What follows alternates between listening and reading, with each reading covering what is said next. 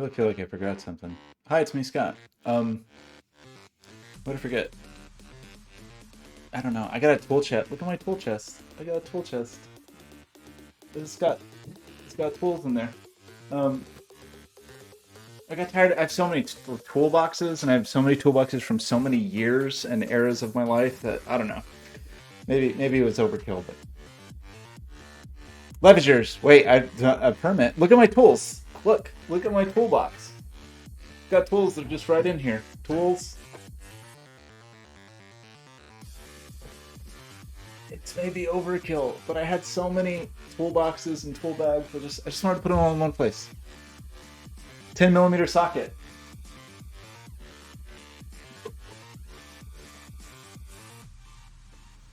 I think I have one.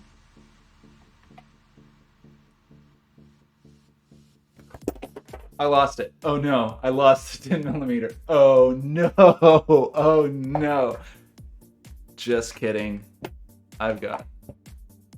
It's not really a socket. It is a 10mm, but it's got a hex shank. Check this out though. I think I can adapt the 10mm socket to another 10. No, I can't. I thought I could have a dual 10mm socket.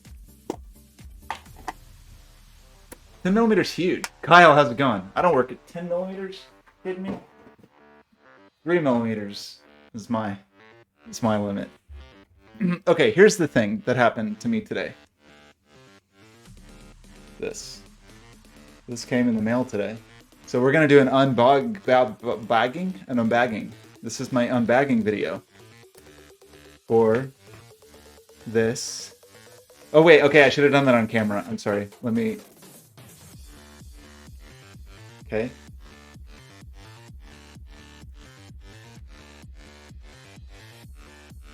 Do you need the ASMR of the bag sprinkling? Okay. You can't see that at all. You can't see it at all. It is, but here's the weird thing. There's two of them. So I didn't mean to do this. So I had an idea for a project that requires some human proximity. Let's just do a little trip down memory lane of all the things that I've tried and not liked. Yeah, so I wanted to do a project that required sensing human proximity, and that seemed like a problem that should have been solved, right? Like, there should be a million easy ways to sense human proximity.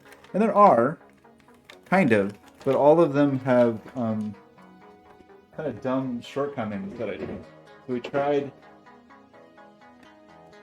By the time I shipped it to you, it would be $4,000, right? I can't ship things to Norway. That's basically another planet.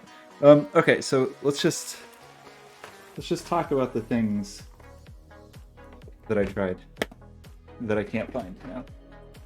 I've been spending a lot of time lately getting organized, so I can't find anything, which is obviously the thing that you want. That's the whole purpose of getting real organized, is so that it's impossible to know where anything is. How? Oh, here it is. Okay. So the first thing I tried was this little ultrasonic dude. And the ultrasonic dude works like a bat. It just screams.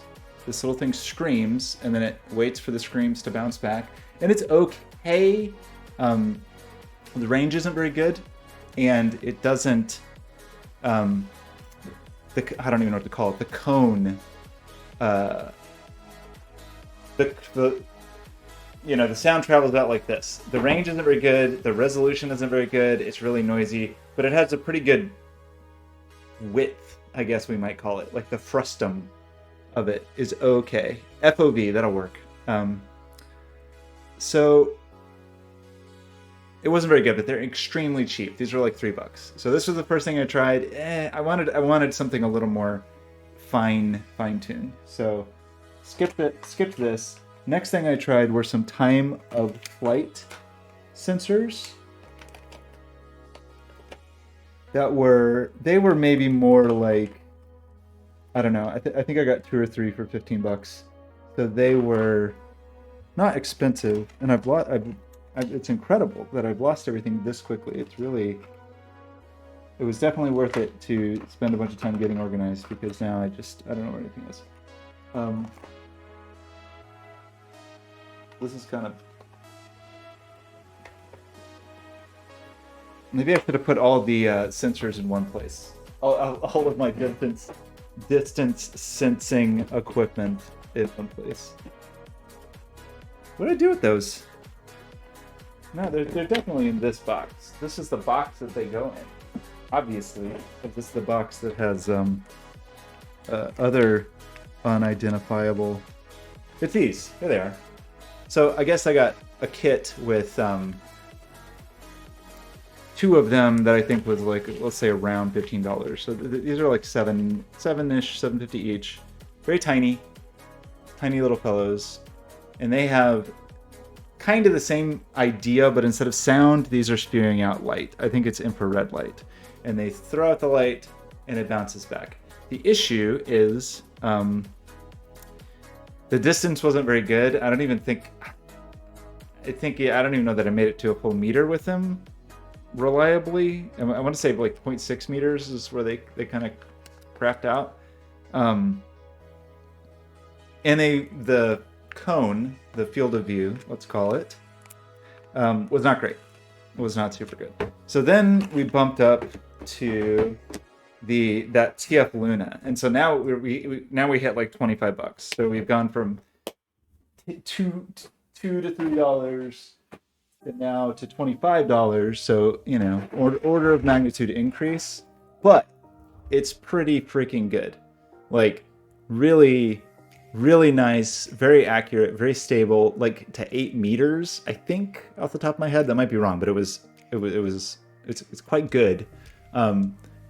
However, the downside is very accurate, very stable, but very tiny, like, basically a single ray. So you had to be directly in front of it, couldn't be off to the side. So I was gonna go with that, maybe have multiple of those, I don't know. But then I was out of control, and I just couldn't stop buying sensing devices. And mainly because there's some of these I had other ideas for, so it wasn't just totally, a total waste. But the most recent purchase was this thing, which was basically that same sensor we just looked at, but mounted on a motor.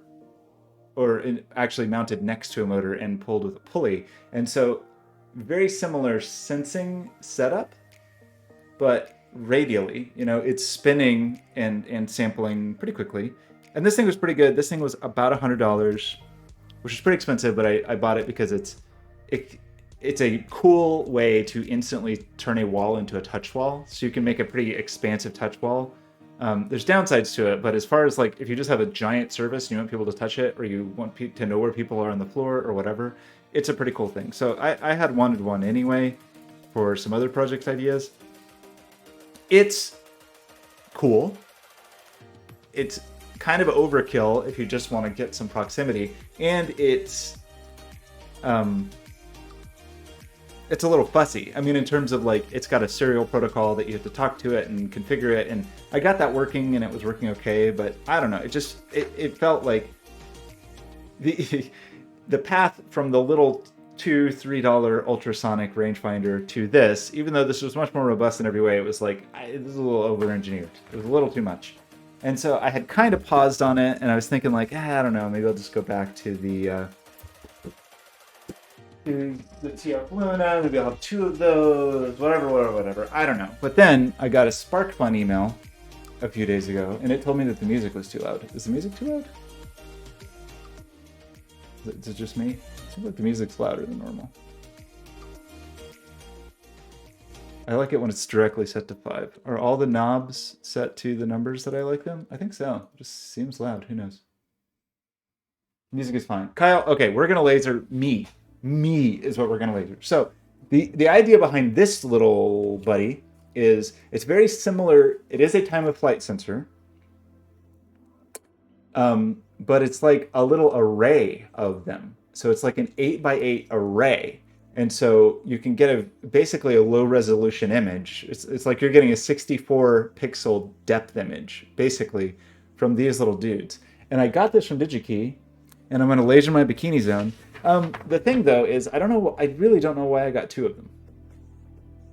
I also don't remember how much it cost, but it wasn't very expensive. So this is the development. So SparkFun, I mentioned, has one of these. Let's get started, shall we? Let's go over here. Actually, wait, hold on. Let me push some buttons, and make sure that everything's okay.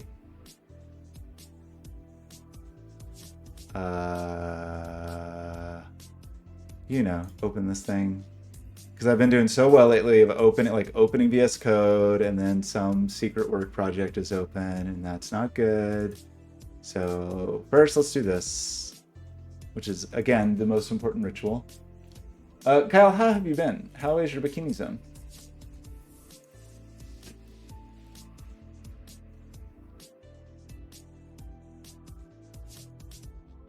I know, I got to do the stupid wallpaper thing, man. We got so sidetracked. I got so discouraged by that thing we did a few weeks ago with the lighting control, when I was just doing everything wrong for so long. It did work. That's true. I am the bot. The bot is me. I don't like that. Let's go with this. This feels good. It's a little moody. Wintry. Okay, so I forgot what I was talking about. The thing I was talking about was this, SparkFun. Longtime fan of SparkFun. It's one of the few commercial emails I'm subscribed to. Once a week, I get the SparkFun email. So I got this email, and it's too white. I'm sorry. Here, wait. The wallpaper is too white, or the SparkFun webpage is too white. Okay, let's unwhite the wallpaper a little bit. How about orange? Are you just sitting in the dark at all times? It's fall in Norway, isn't it? Just 24 hours of darkness now? Oh, it's 4:30 a.m. Okay. Wait, why are you awake? Do you have school tomorrow?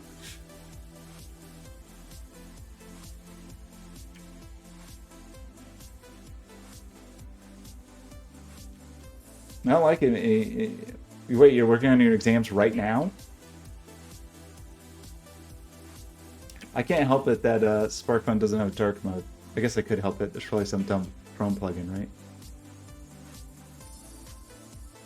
That darkifies in darken. How is your iOS class going? Is this Norway again? The official Windows wallpaper was Norwegian today. I thought it wasn't that good. I thought it was not. I thought it was slightly poorly represented. Let's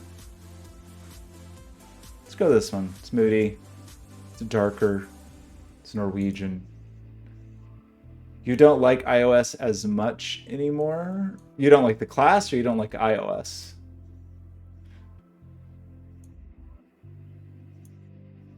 Anyway, so I saw this thing, and it said 4 meters, which is not as good as the 8 meters.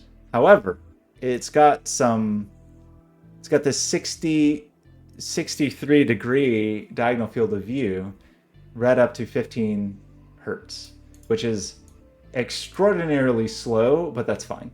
Because is that really right? Is it really 15 hertz? That doesn't seem right.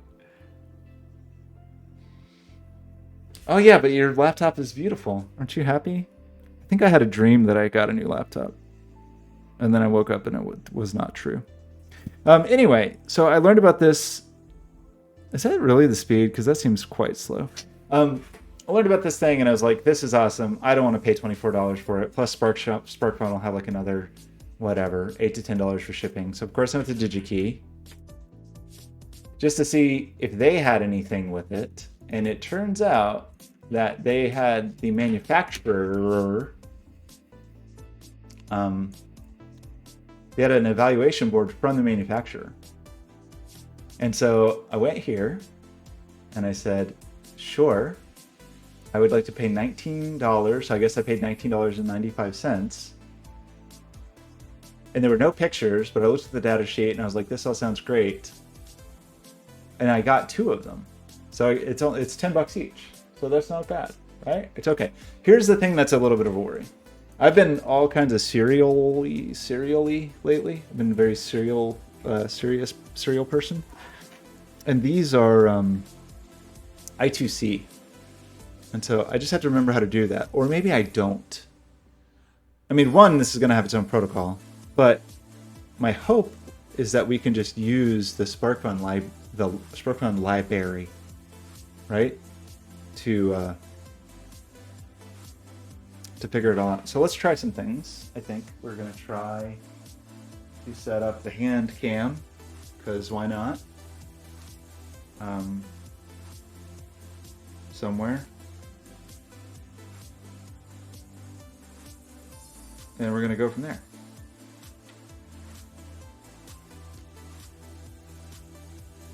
I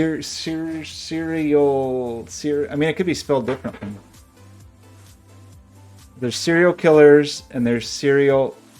I guess they're all bad, right? Is there anything that is like a serial kind of person that is not bad? Like a serial philanthropist. Is that a thing? Is this a desk camera?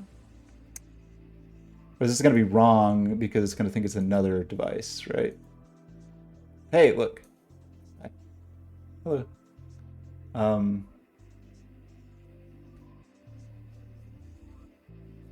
Configure video.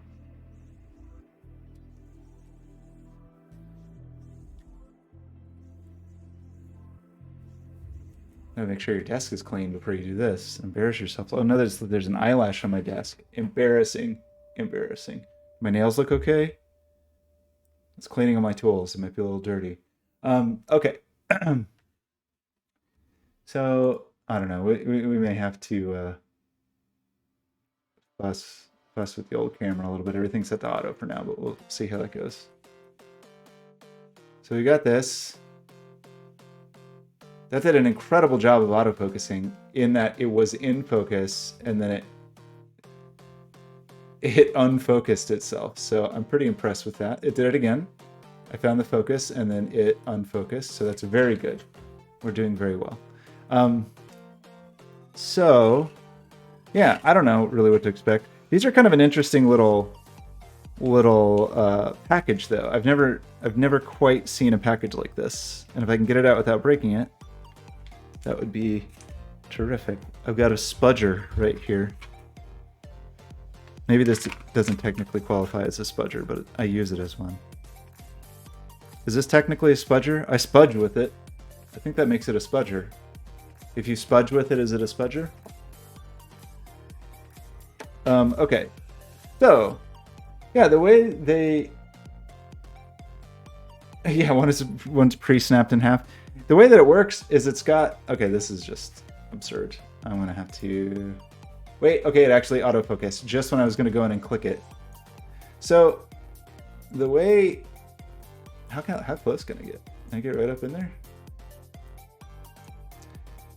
It's set up is it comes with... And this is a real miracle. It's pre-soldered and gave me header pins. I feel like nothing does that now. So everything else is like, you gotta pay extra if you want us to do that. That's the actual device. Oops, on this little daughter piece behind the sticky. That's our little laser friend. So the thing that's interesting here is it came with this kind of like, dip through hole, whatever you call it. These 0.1 inch pin configuration that is everything. So you can just drop it on a breadboard, but then it also came with like little tabby guys so that you could incorporate it directly into a prototype once you were past the breadboard phase, and you just break it on this little perforated edge, I guess. They call it fly wire, is the term they use for that. I don't know why. Maybe that's just a term that I don't know, but They said Flywire. So what we're gonna try to do, I think, is the following thing. We're gonna put that little friend there, and we're gonna get, I guess, a Teensy and a suitably sized breadboard that doesn't seem terrible. That will support both devices. I don't know if a mini breadboard is going to be right. I have so many bad breadboards that I like dug up out of like junk bins and stuff in grad school, and so. But I think this will support a Teensy and a. I'm going to have a Teensy. This is a Teensy LC, so I think that should be fine. Because I believe this dude wants 3.3 volts. So let's do a Teensy LC and this guy. And then find some jumper wires, I guess. I can't really tell if that's in focus, but let's just call that in focus.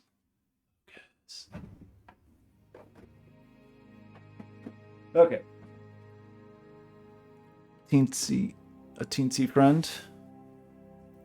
I want this lower. Get lower.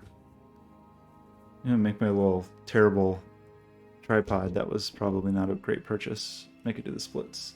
Also, this lighting is really something else. I guess that works. How's that look? Seem okay? Except the focus is continually struggling.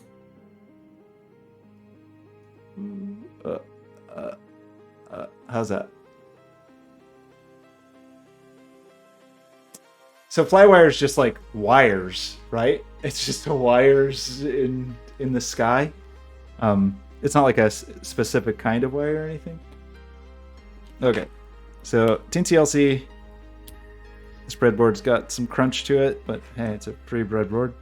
Our little friend here, which in a very helpful way, the pins are labeled on the bottom.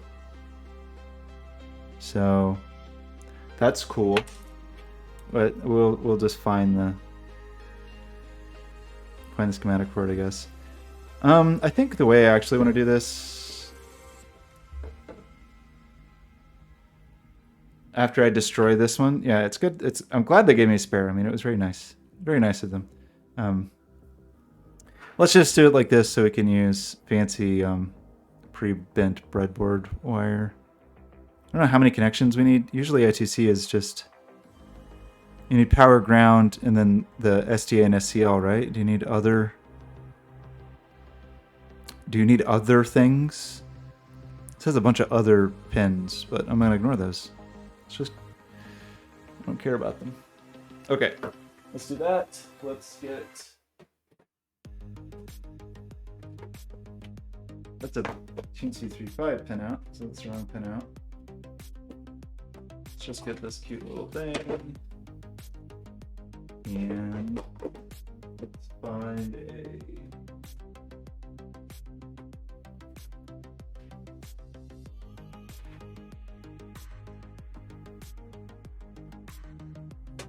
where's the micro USB? Where's micro USB? Clearly I have micro USB out, so not okay. I don't.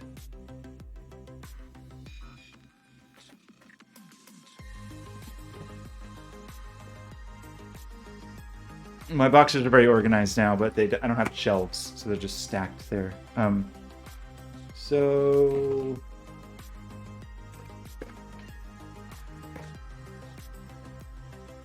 I mean, there's a good chance if I just randomly grab a cable out of here, it will be micro USB. Okay.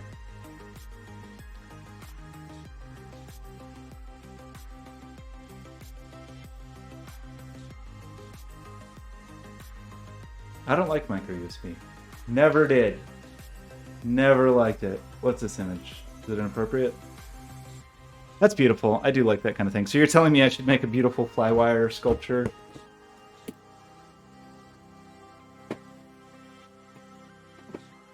I have a pretty strict storage policy for the power only ones, and that is the trash can. Power only micro USB cables are not welcome in my home.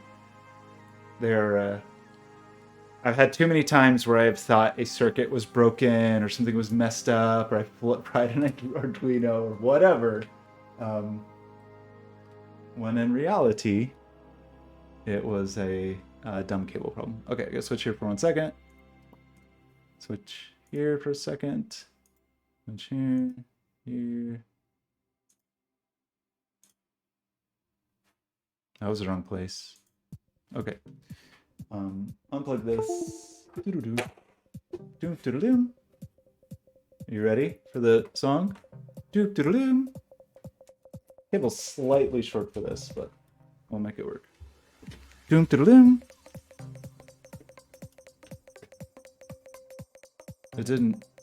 didn't play the song. What happened? Wait. Why didn't it play the Doop Doodaloo song? Did Teensy's not play Doop Doodaloo? What a sad story. Uh-oh.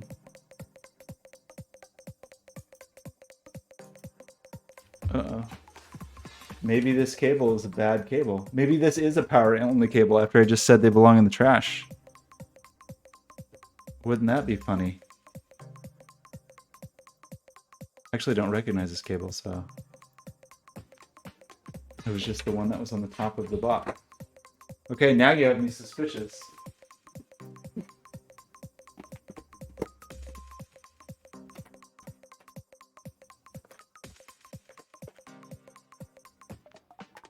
Okay, this one is labeled Cable Matters. It has to be good. Set that one aside in case I need to chop it into a billion pieces with a sword.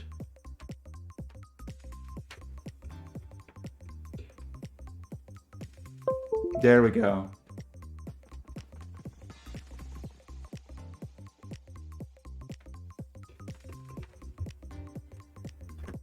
I can't believe that just happened. You really called it, Binary. It's like it's almost like you broke into my home and planted that cable there.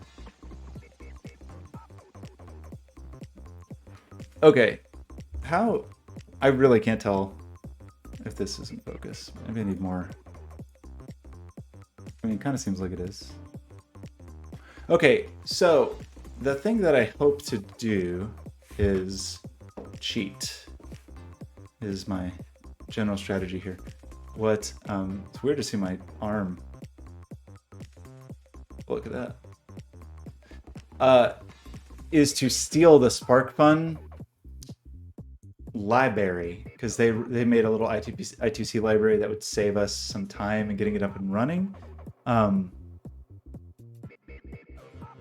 Do we actually need to hook up the interrupt pin or the reset pin? It kind of looks like we really just need ground, 3 volts, SDA-CL, right? Like that's... Let's switch over here for a second. Ignore this. Ignore all of these things. So, I just haven't done much I2C stuff lately, so...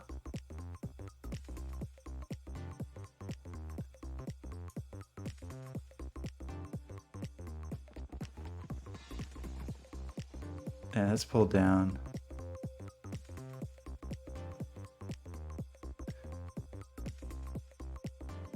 Do I have to connect interrupt?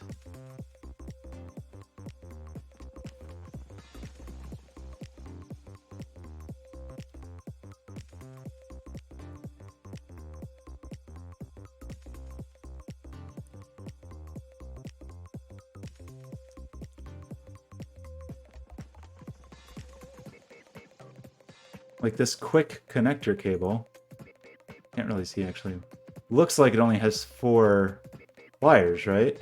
Looks like it's power and ground, and I think it's SDA and SCL. I don't think I need the others. I don't actually know what's going on my board. I guess I could inspect it under the microscope or a magnifying glass. I don't have a proper microscope. The magnifying app on the new magnifier app in iOS is quite good. I don't know, man. There's some real tiny resistors. I think it's good. I think we're okay. and that all we have to do is figure out power and ground and whatnot. So let's find this.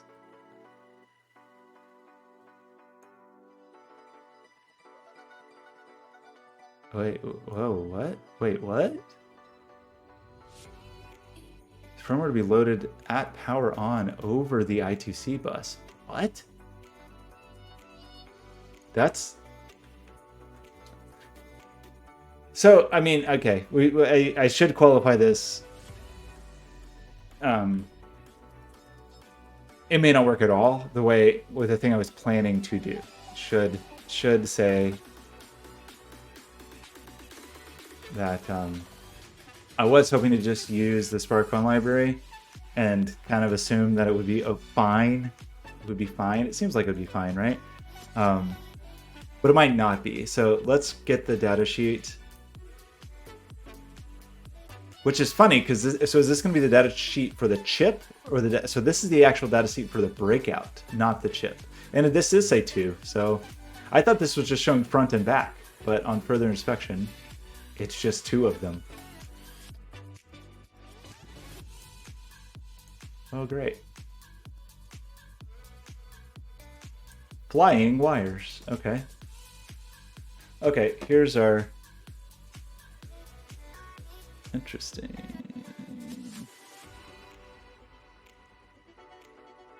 So there's the breakout header. What? Why would it have... Oh, that's if you have a voltage regulator. Wait, or is there a voltage regulator on this board? I guess... U2 is the thing. U1... Oh, it does. It has a voltage regulator, so I actually could power it with 5 volts, so... How about it? Well, we don't need to do that.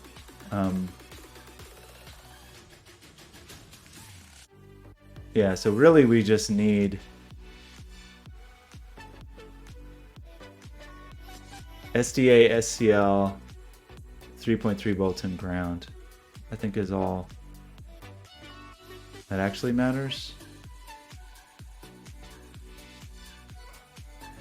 But this doesn't... What I was kind of hoping is it'd be like, and go here to download the thing. But this is just the breakout board, not the chip. So if we want the chip...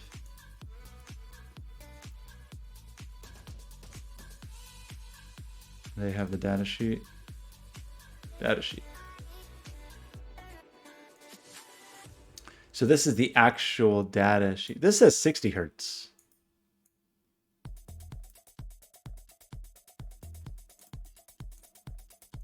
And it can be 4x4 or 8x8. So I wonder how you configure all that stuff. That must be all just I2C stuff.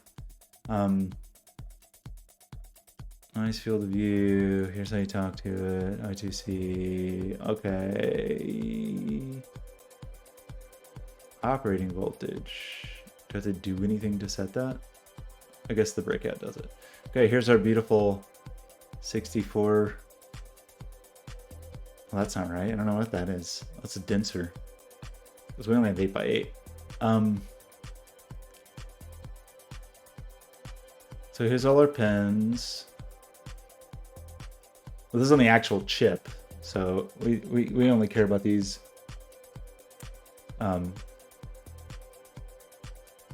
I mean, as they are broken out here. Like this is what we really care about because this is what is exposed to us for the breakout board. But we could get fancy, I guess. If there was whatever, if there was just some pin we really wanted, but I don't think there is. Okay, so the software interface. So that's weird.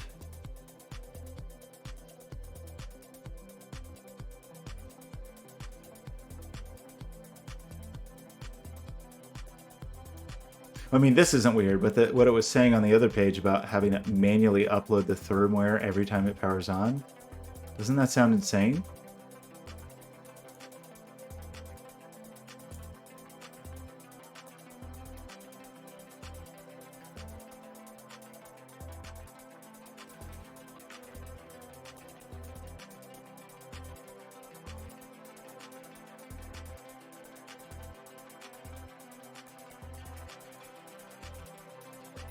I skipped it. Something about a... Oh, delivered to the customer as a driver. C code. API implementation is delivered to the customer as a driver. C code and reference Linux driver. The driver. Weird. Okay. So my assumption is that SparkFun just wrapped that for Arduino. So F.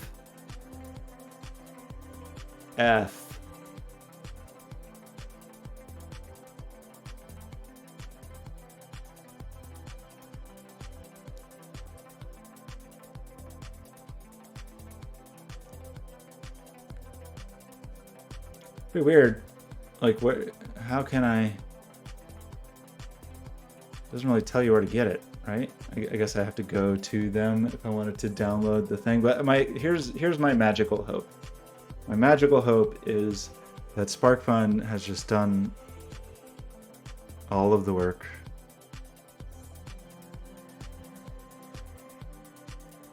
Software setup and programming. SparkFun. This. Oh, that's weird. Oh yeah, here's the GitHub repository. Okay. So the source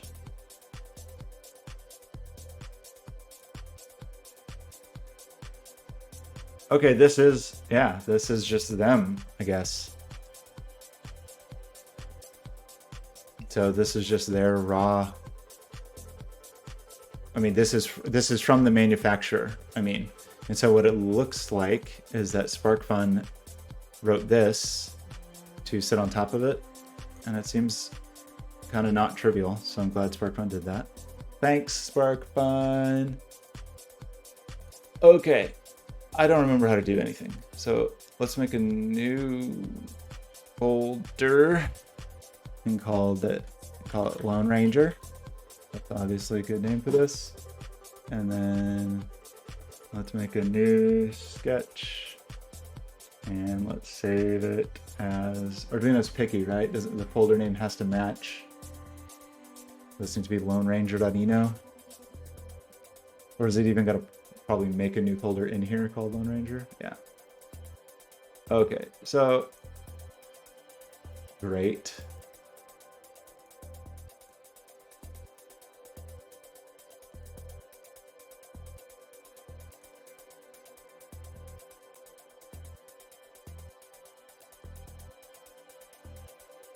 Okay, so I don't remember how you're supposed to do this. When you just download.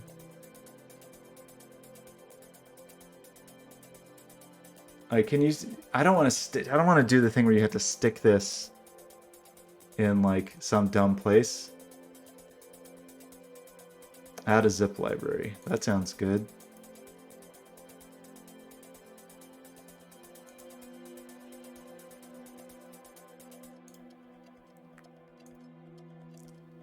So if we get this,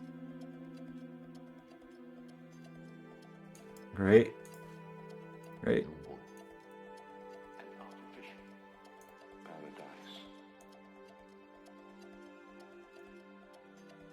gonna work. Library added to your libraries.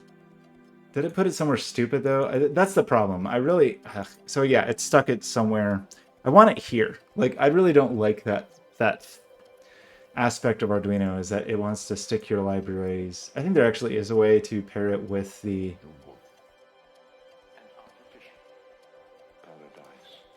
sketch. I just want it with the project. I don't want it in some whatever. Okay, anyway. So does that mean I now have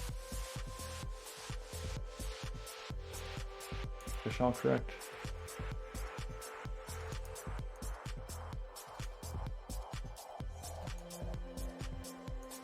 This is a Teensy LC, I think. I have a 3.2 of this. Oh, I don't have my 3.2 with me. I have 3.5. If this is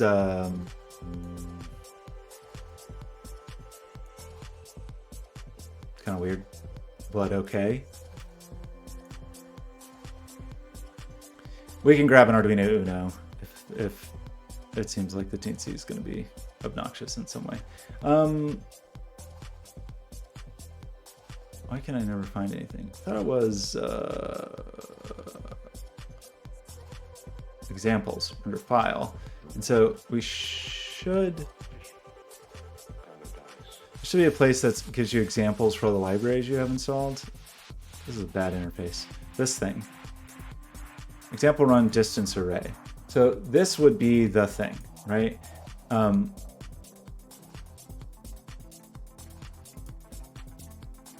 just hot off the presses.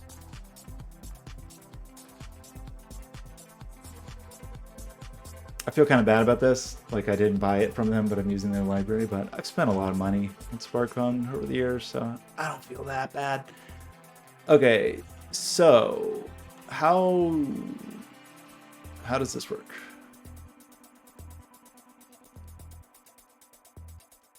When you initialize the wire library, do you have to say, let's see, Teensy LC pen out.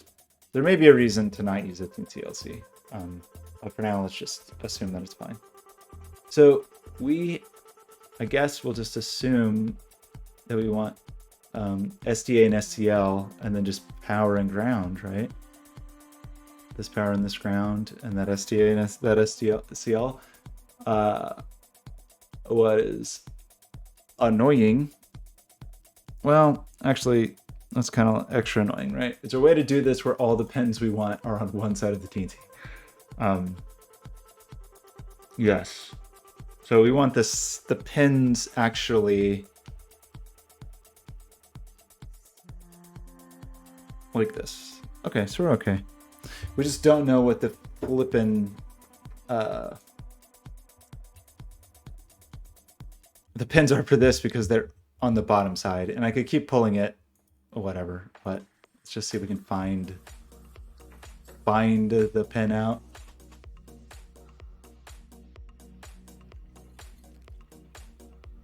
So one of these is ground. Which is it? Ground is this very far one with the little cute arrow. So let's just do... These aren't going to magically work. This was probably a bad idea. I should just use little jumper wires, because there's no way to determine that. Oh, look at the bottom of the other one. That's smart. Except then I'll accidentally flip everything.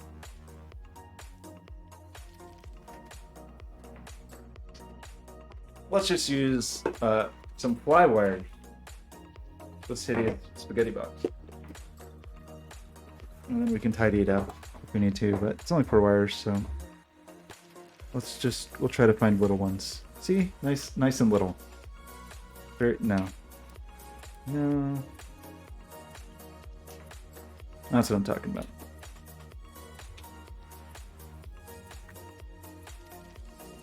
What a disaster.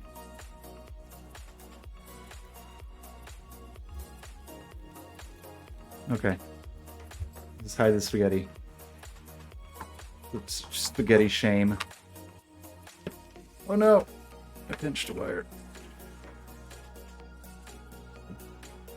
Okay. Shame spaghetti over here. So, right. Grund.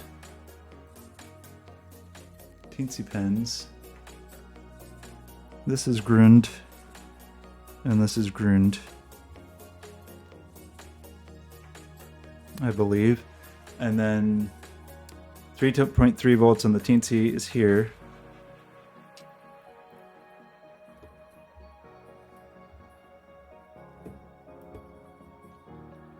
And 3.3 volts on the other fellow. I think is just right next to ground.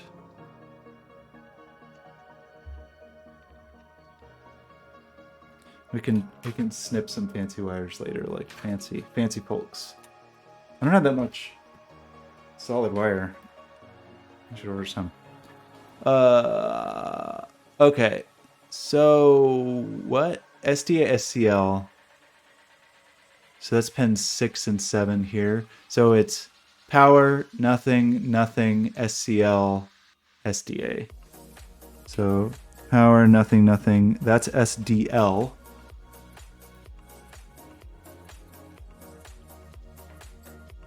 Wait, this is supposed to be SCL. Did I get it backwards?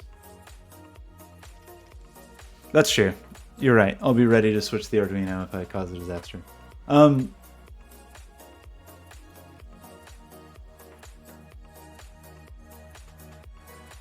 There's the clock.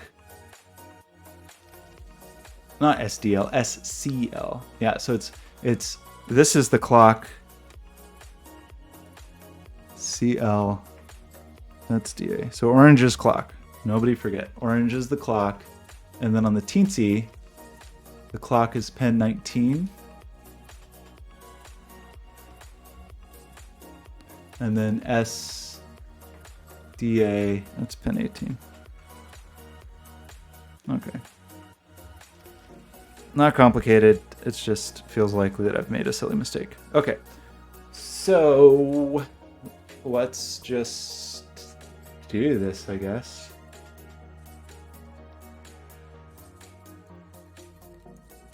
Let's see what bad thing happens when I try to upload this. Wait, maybe there won't be enough memory. I don't remember how much memory a Teensy LC has. Not much. I thought I saw some red there.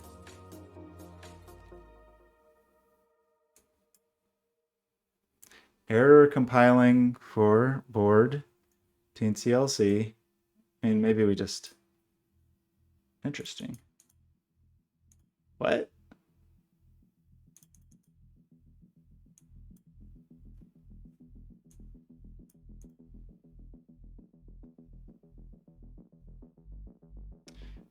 So there's a comparison between signed and unsigned, but that's just a warning.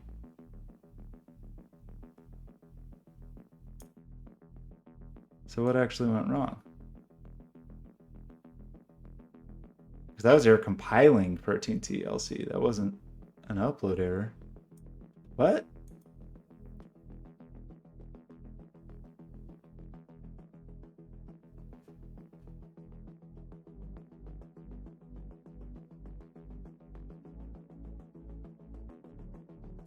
Set this to debug for now.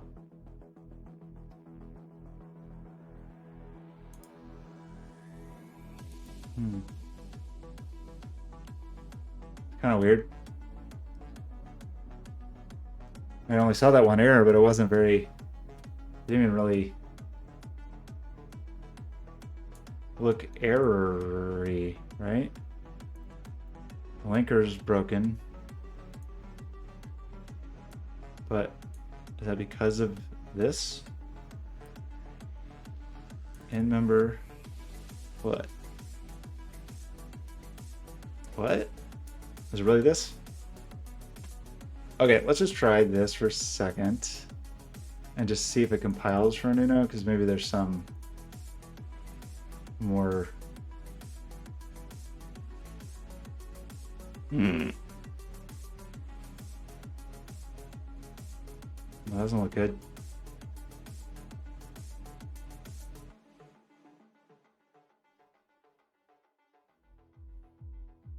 Non-trivial.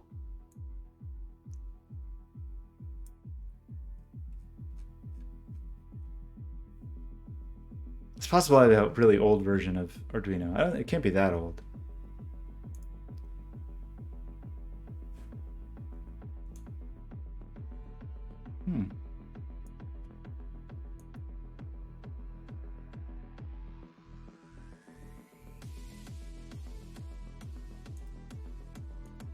Just to check.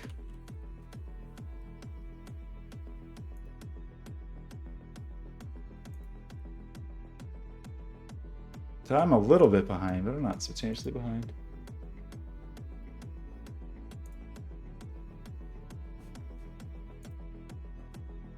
Is there any fun tips here? Is there some other library I need or something? Make sure you're using the latest stable version of Arduino. Okay, well, okay. Let's just roll that out, I guess. Problem is you have to download Arduino and then you gotta patch it, right? To work for the Teensy. How did I even install this?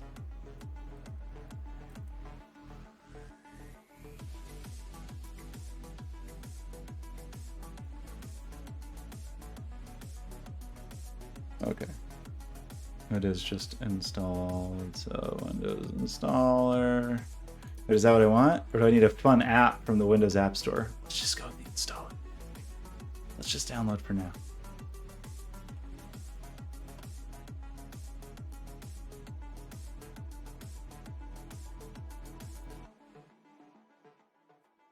Oops.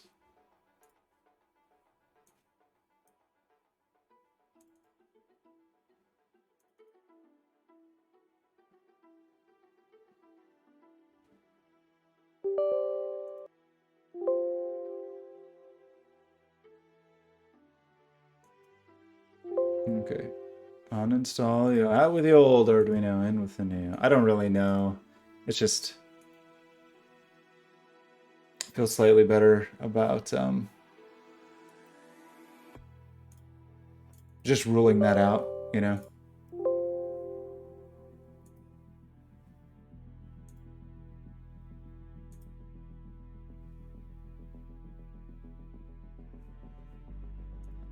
Rather, versus mess with it for 4 hours and then realize I just needed to update Arduino. Written a simple Arduino library to quickly get started. Okay, that sounds great. Simple sounds great.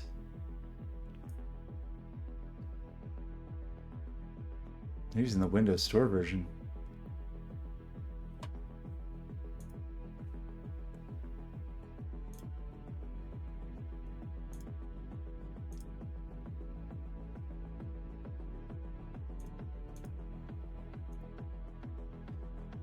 Where's Life is Yours? I should just be using Platform IO, right? Don't even use the Arduino IDE.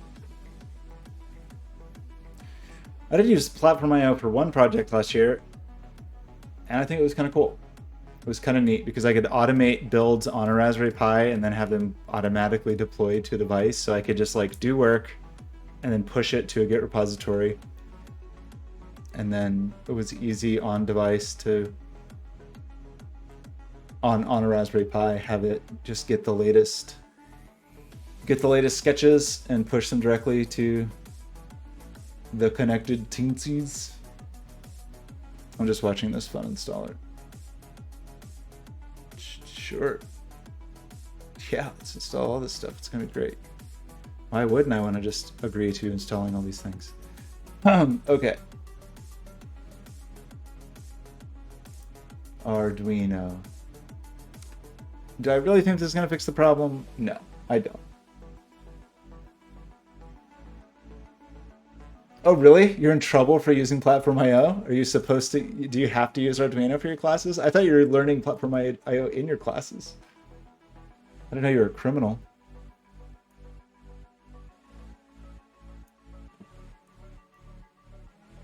Okay, I forgot what we were doing already. We had just opened the oh boy, this interface for loading stuff is not my favorite.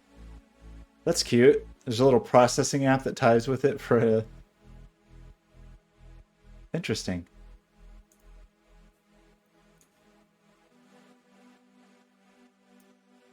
Okay, so what's gonna break this time? If this breaks, I'll just grab an Arduino. But this is me trying to compile it for an Arduino or an Uno. So you'd kind of think that would work. But it explodes horribly. Why? It's not finding float T. Why would it not find float T?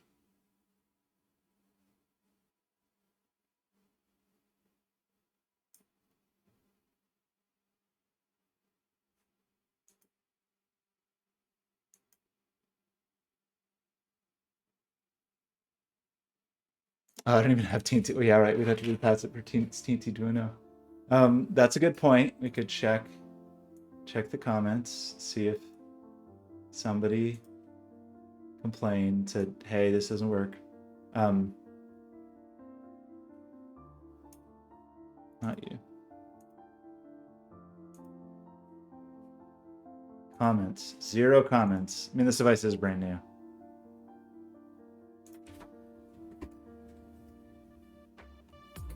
But let's just try, let's just remove some more variables and try on Uno. Oh yeah, that's good. I should check the GitHub too. But it's, I mean, this stuff came out like 2 weeks ago, so.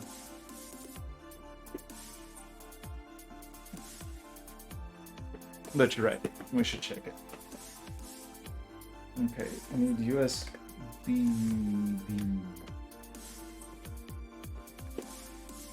I've been so teensy focused lately, I don't even have one handy, there's one.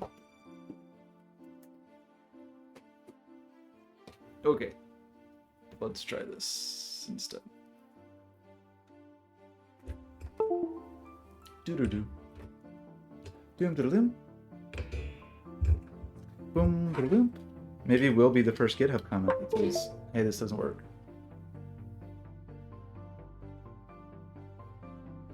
Was it really? Wait. That would be funny. There's a pull request, or it's actually oh,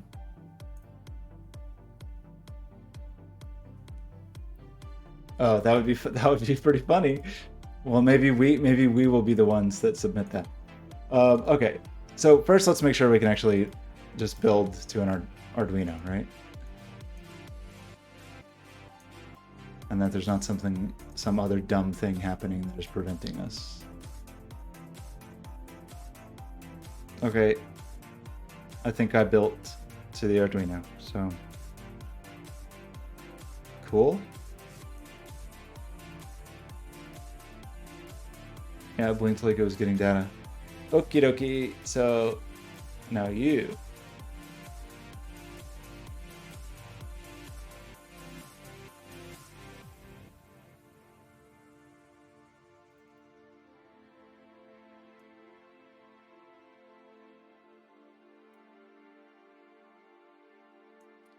So why would those like float T?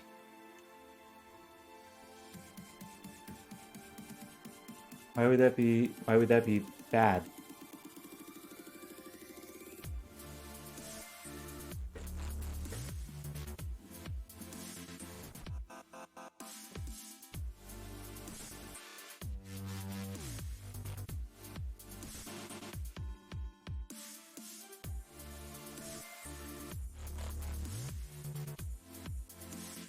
Oh, the Nucleo, I don't know what that is, but that was mentioned in the documentation for that thing, right?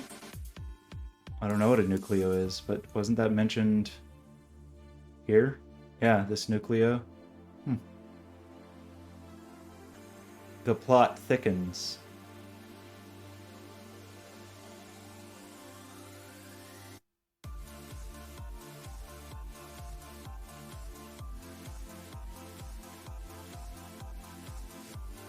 What does that mean?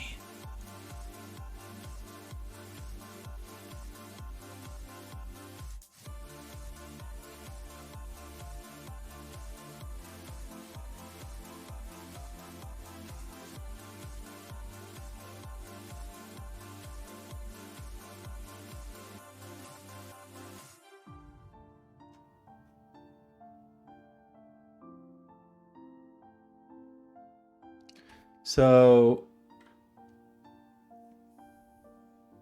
I feel like I shouldn't overthink this. Like thinking like, oh, this isn't, I mean, it's SparkFun libraries who,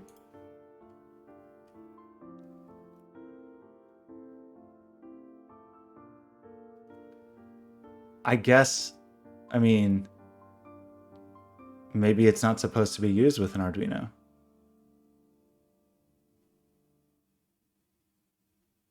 Right? Because they, well, this is a problem with any. I mean, you know, this is what happens when you use third-party libraries, libraries. But I don't want to write a wrapper myself because it looks unpleasant. Okay, I had an idea for a second and then I forgot what the idea was. Oh yeah, it was like you know, they're telling you to use, they have their quick connectors, right, with whatever goofball board they're using, which is not necessarily an Arduino. You'd think it would be fine.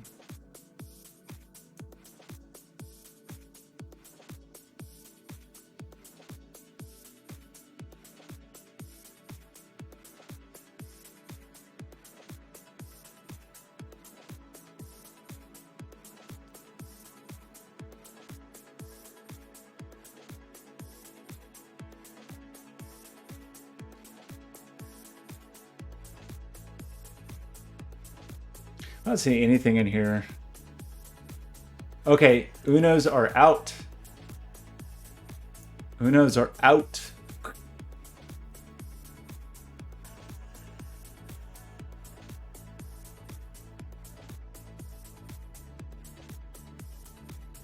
An Artemis or an, yeah, so an Artemis or an ESP32.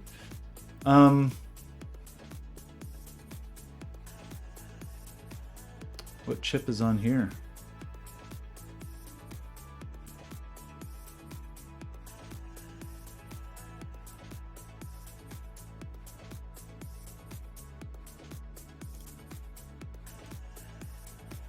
So this is like the Adafruit Feather.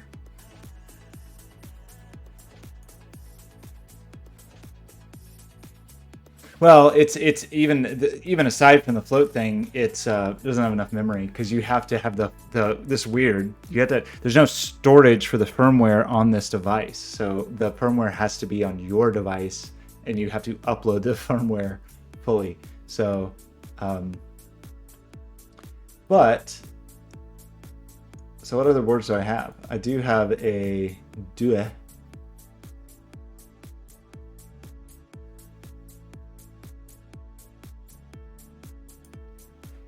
I don't know if that's going to let me compile, but I do have one. I'm going to just think of what I have handy.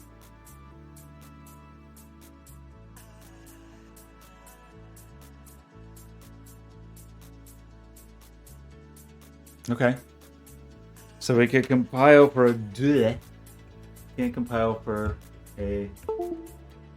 Which actually maybe we could compile then for a not Teensy LC, because Teensy LCs are, is that an 8-bit board? Let's see. I can't quite remember.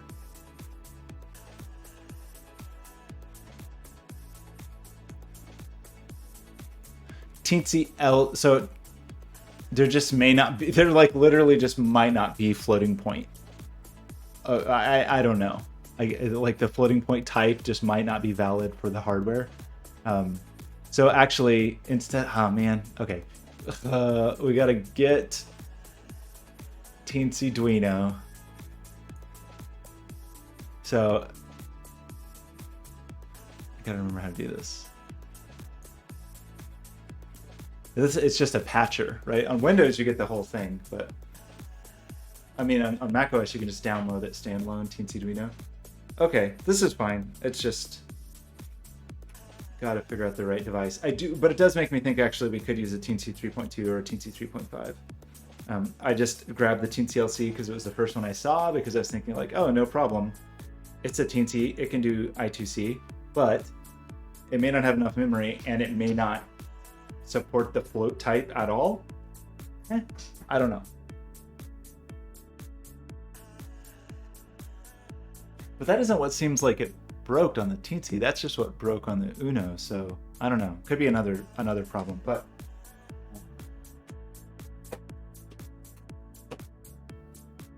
meanwhile, we will ditch this, and we will try to find the Due.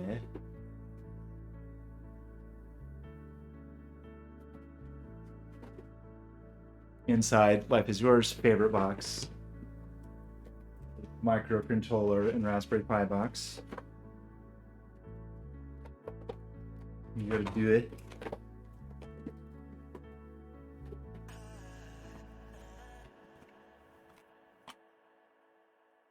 So sleek. I like dudes. I like them. They're cool. I mean, they're not hot stuff anymore like they used to be, but I still like them. Okay, that's the programming port on our Arduino. And we just want to try to do this. Let's try this. It could also be some silly thing that I'm totally overlooking, of course. That is always super duper a possibility. It's kind of huge, but I guess 90K is just the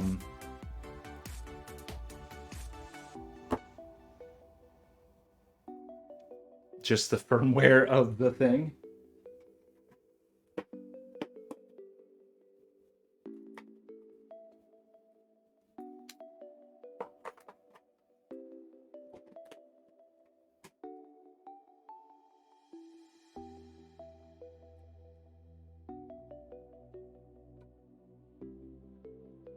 Okay. So, man, that's slow. That was so slow. Okay, so what are we supposed to do?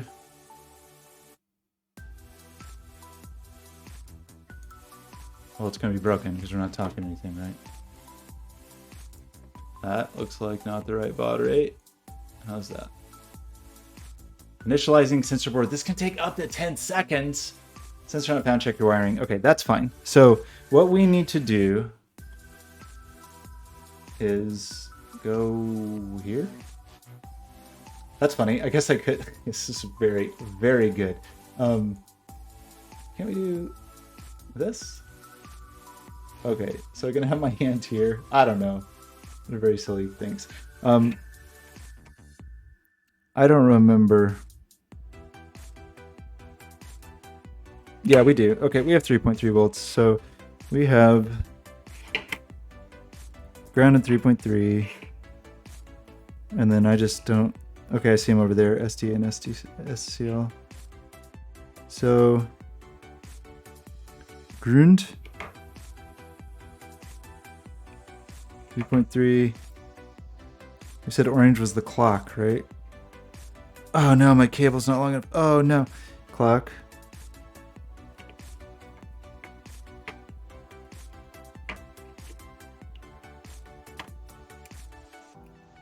And whatever the D is, that's just data.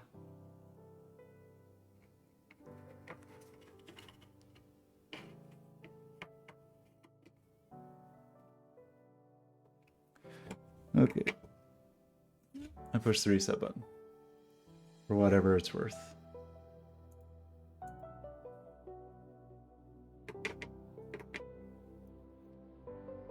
Sensor not found. Check your wiring. Check yourself. So,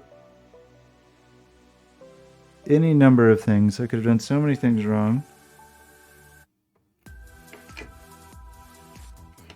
Let's ground 3.3 volts. SDA.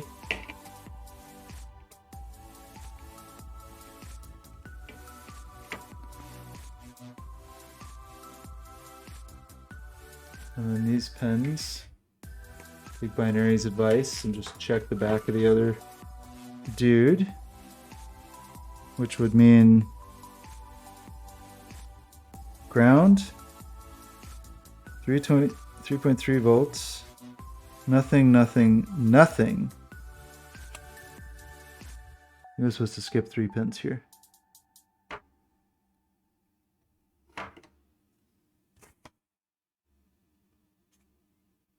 Okay, let's try that.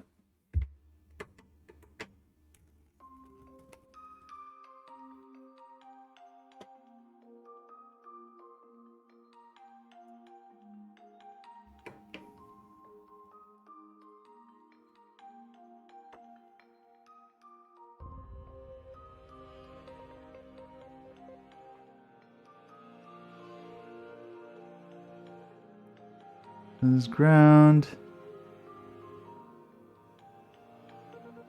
Nothing, nothing, nothing. Clock. SDA. That looks right.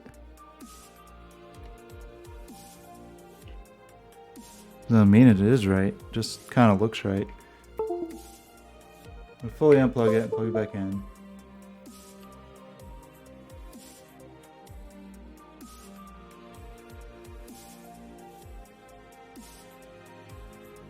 Got nothing on this.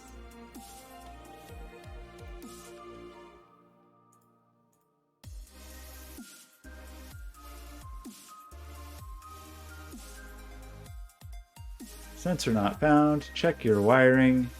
Freezing. So, you know, there's a billion things. There's a billion things this could be.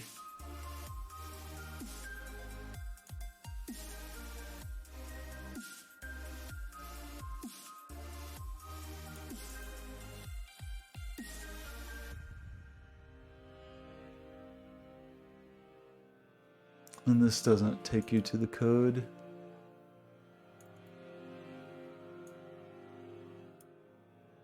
So what do we actually do in the begin?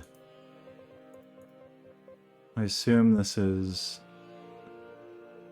So my imager is this thing.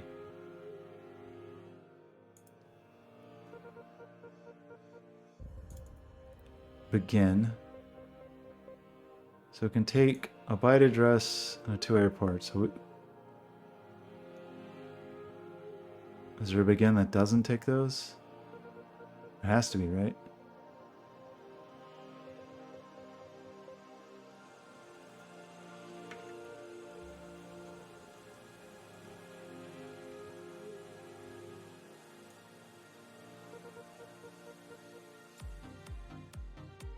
I'm getting kisses. Thanks for the kisses.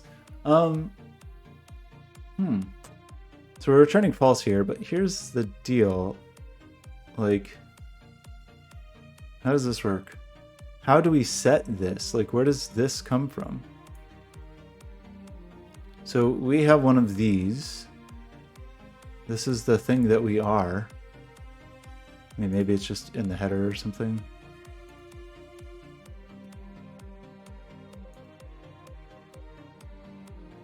Okay, so it defaults to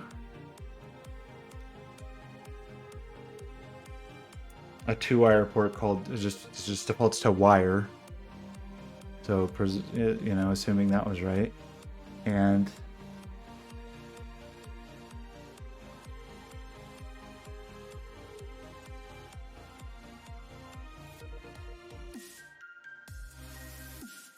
so it did mention something about the I2C address, right? So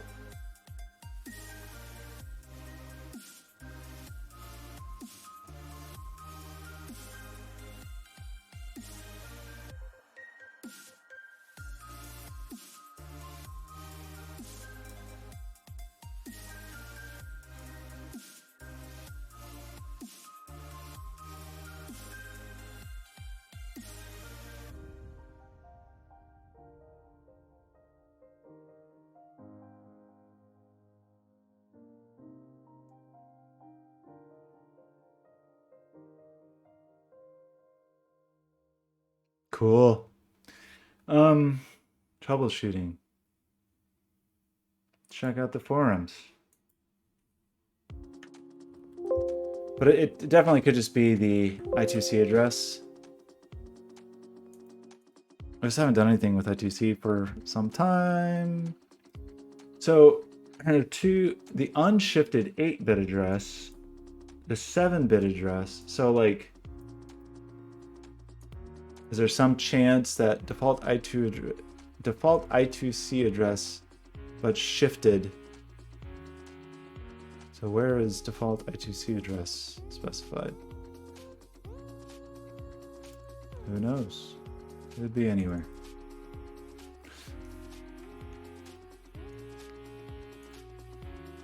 Anybody seen a default I2C address? Is 52. But then if you shift the bits over,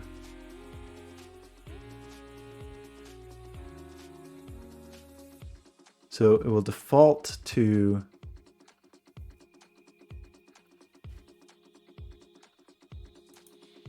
well, that's what it said, right? So in Arduino land, it should just be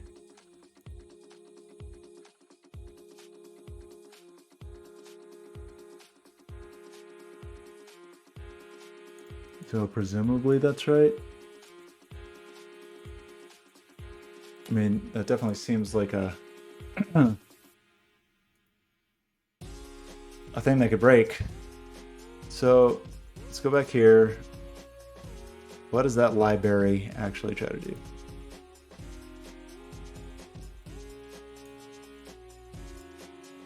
It just tries to do this.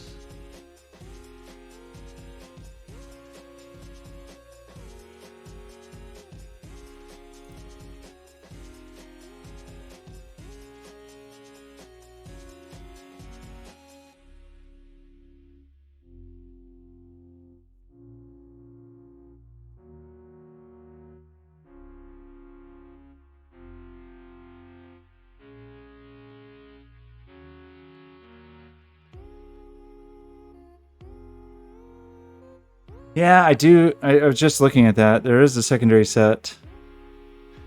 I just said it's been so long since I've done anything with I2C. I don't remember how to specify those.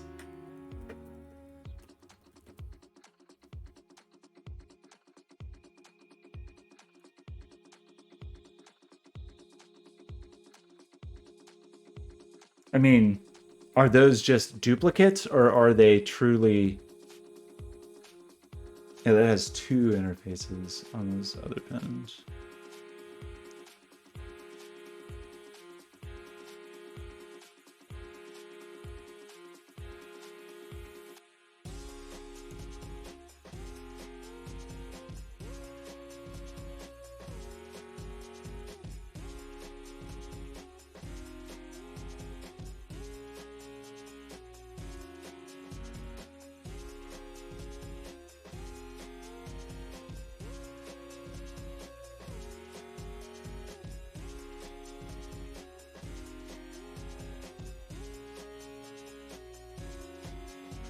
I mean, if I did that, I'd have to initialize, I guess, wire begin and tell it which ports to use, but this should just work. I mean, you know, I guess I'm introducing potentially some nonsense in here with the...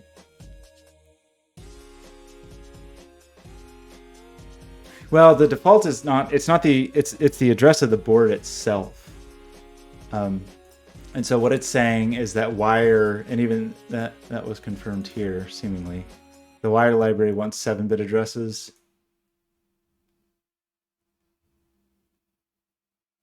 Throughout. So if you have data sheet that uses APRIS, you want to drop the low bit, so you shift it to the right, which they're doing. So they have the board's address. And then their default was to just bump it over one that was in here. Wasn't it? No, it was in the constants. So here's what's specified, 52, and then they just bump it over. So it's just so tremendously possible that I wired something else wrong. So let's just see for a second. 3.3 volts, and it is a little confusing. Let me double check that. I mean, that to me looks like we want ground first thing, and it appears that we have ground first thing. Ground. I'm not doing something totally ridiculous. I don't think so. And then right next to ground, 3.3, which just goes straight through to the device. And so I have a 3.3 pin directly on the DUE.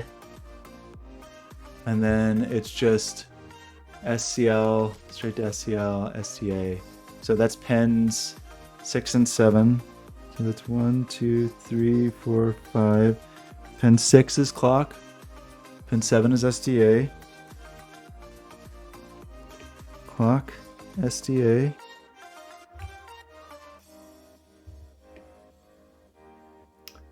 So what totally silly, obvious, trivial thing.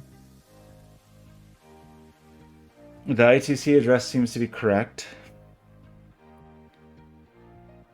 The pins seem to be correct.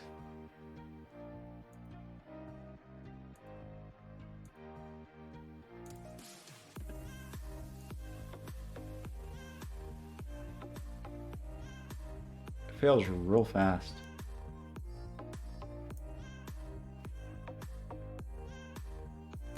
Let me just double check.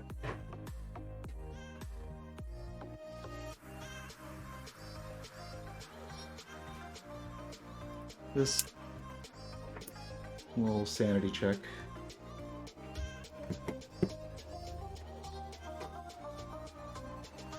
We have 3.29 volts where we want 3.29 volts.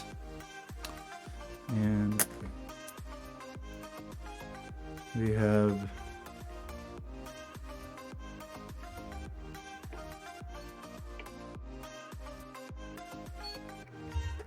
so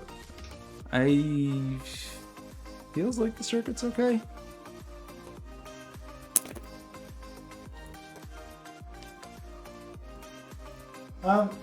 Maybe. I don't know how to do it. I've used I2C on Arduino in the past, but typically for those secondary ports, I mean, so that would be parameters to wire. So when it's not even parameters to this, it's parameters to wire itself.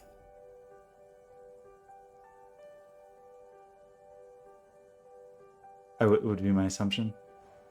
Like wire begin. Actually, that's the thing to check, is what are they actually doing in here? So wire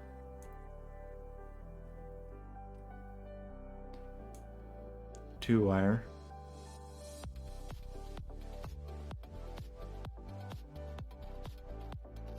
So what is this?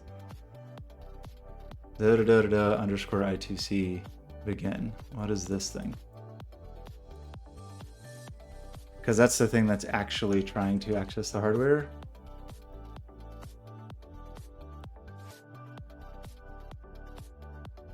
That is the I2C driver object. So that is this IO dude, it would seem. This.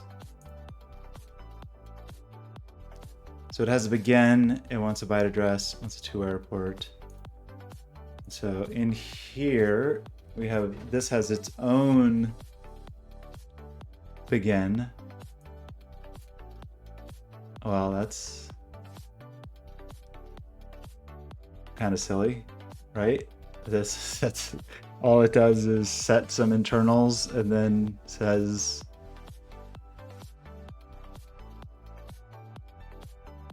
I see. So it tries to do a begin transmission to the address.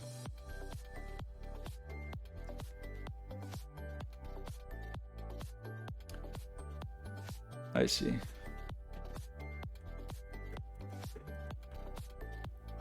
Yeah, I mean, maybe we could force the... This doesn't feel like what it is to me. Doesn't feel like the thing.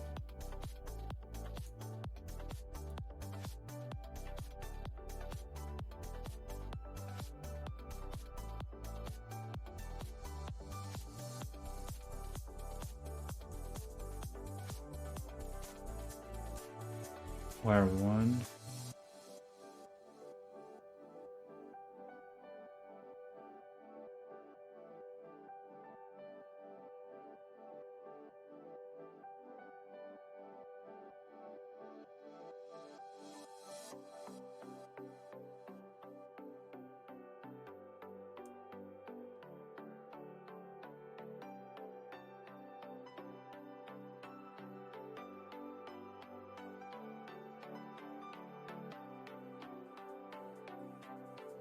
I don't know. This doesn't quite feel right.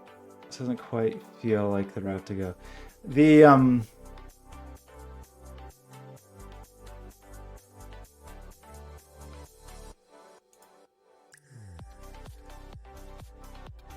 let's do this. Let's do this while we're at it. Let's go ahead and just curious if this will compile for Teensy 3.5.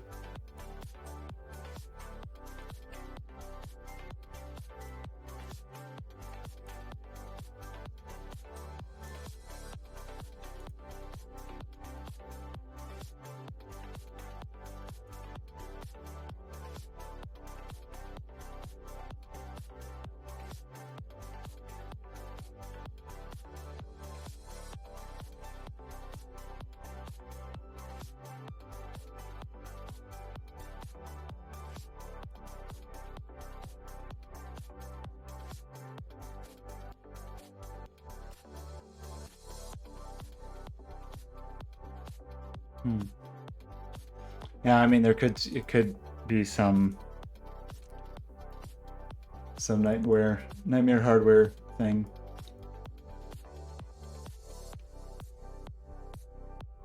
I don't have a, well, maybe I do.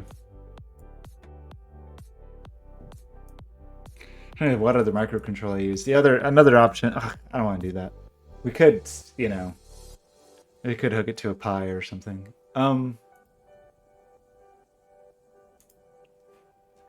But the real answer is I'm probably just missing something silly like I like to do. You know how I like to do that. Just miss a totally obvious thing. Kind of a hobby. Let's just pretend. Just see if we can compile it for Teensy 3.2. In theory.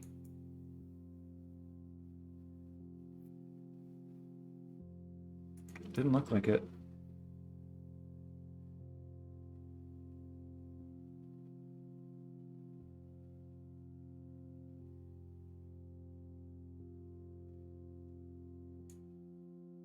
Did it compile? I thought I saw red.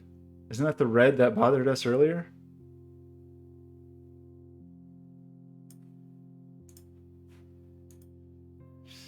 I don't actually have a Teensy 3.2 on me. Teensy 3.5.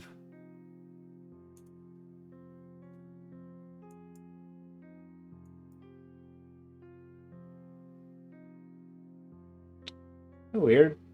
What was that?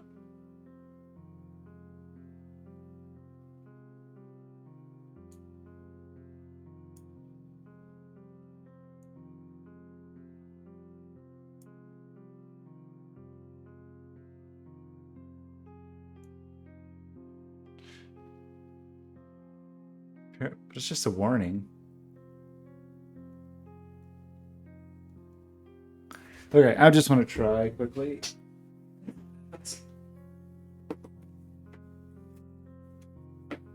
Then I'll also look in this box and see if there's another microcontroller that makes sense. Like at least, I don't want to. I really don't want to. Like we could hook it up to a Raspberry Pi just to like poke at the I2C setup. It would be a little bit easier maybe to debug I2C. It's been a really long time since I've done I2C stuff. But...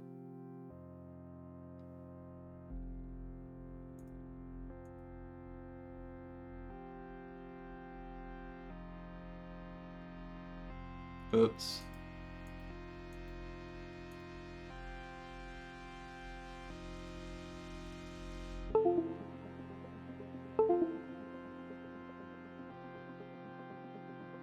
That could be cool. Okay, that seemed like that worked. So let's get another. So binary, you were correct that it was accidentally wise to have jumper wires. We're going to try a fourth microcontroller now. Oops. Okay, so I don't know where any pins are on Teensy 3.5. But we have a fun card somewhere.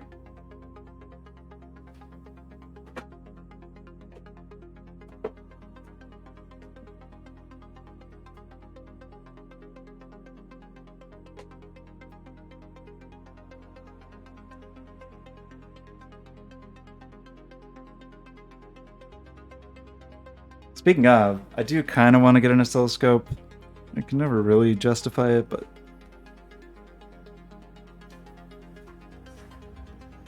Okay, so... let's just get our friend over here.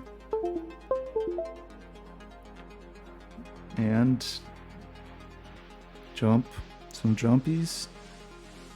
So there's a ground.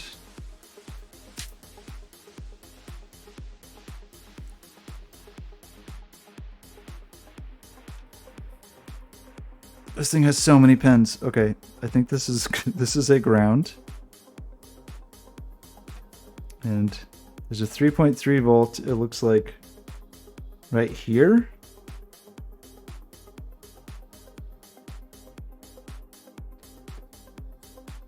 Sure. I should probably disconnect this. Is that really right?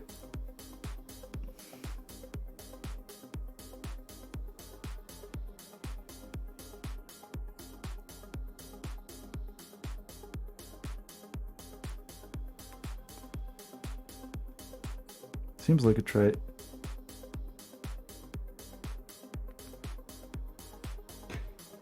That was the wrong cable though.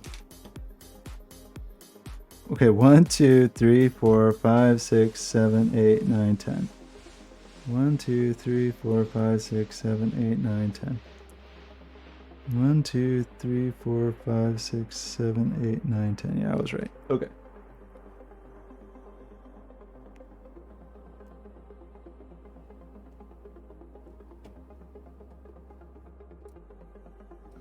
Okay, and then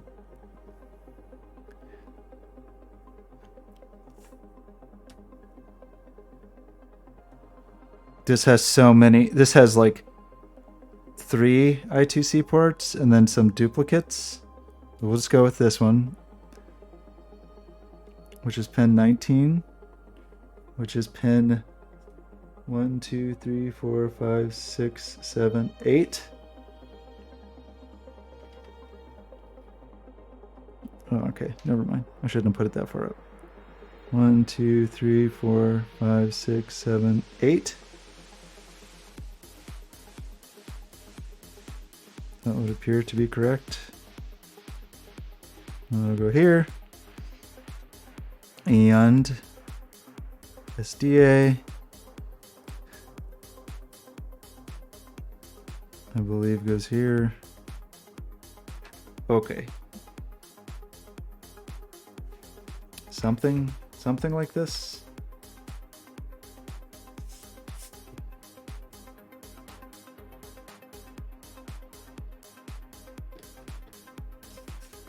We'll see. Why didn't it play the doop-didda-doo noise when I plugged it in? That's a worry, right? If I didn't get a doop-didda-doo?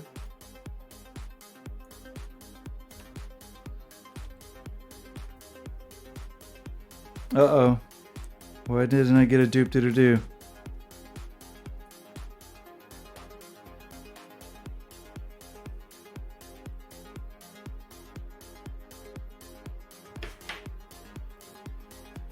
Did I break everything?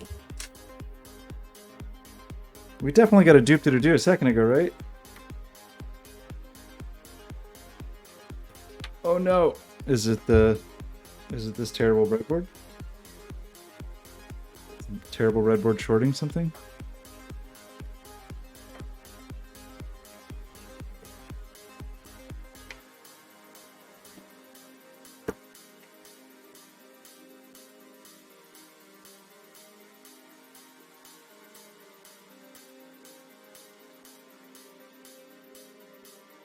Did I kill the...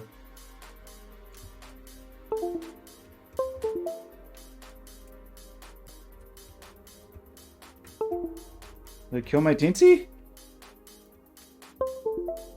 Oh, I just hit reset on it and suddenly we're okay. Oops. Well, that was scary. Okay, let's try this. Let's try it again.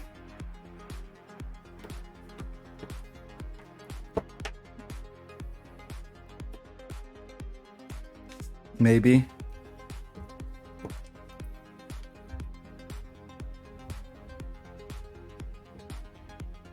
Ground. This pin over here.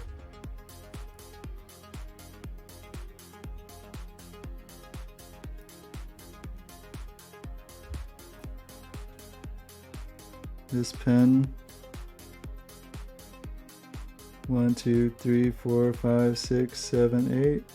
1, 2, 3, 4, 5, 6, 7, 8.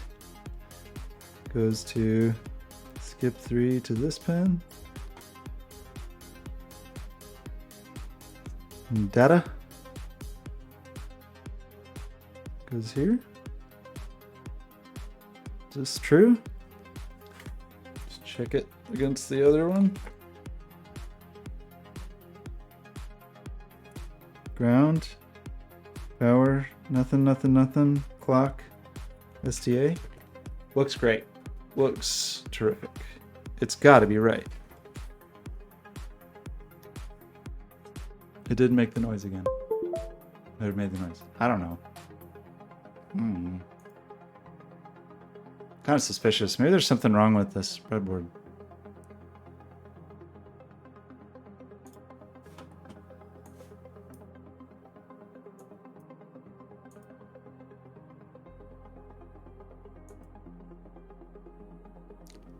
We said to be serial. Why is the Teensy offline? Why are the ports insane? So we have a Teensy 3.5. This is all fine.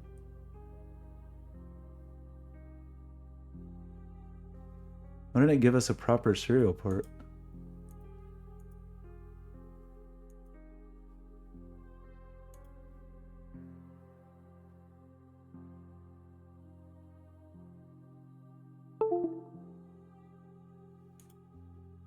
COM7, there we go. Okay, awesome. Well, we we have two devices not happy with us.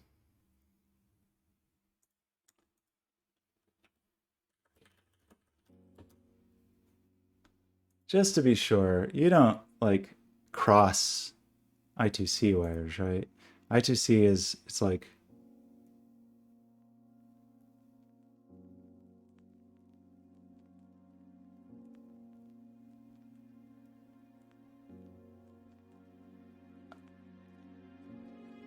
yeah, it's just SCA to clock. So what could be wrong? Because there's a chance this board is bad, so we could try the other board. That would be a troubleshooting kind of thing a person might do.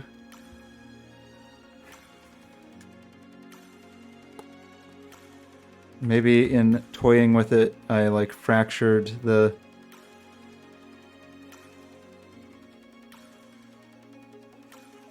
Those all resistors?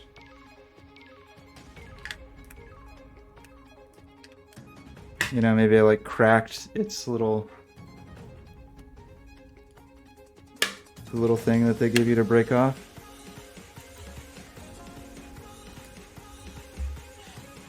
Who can say?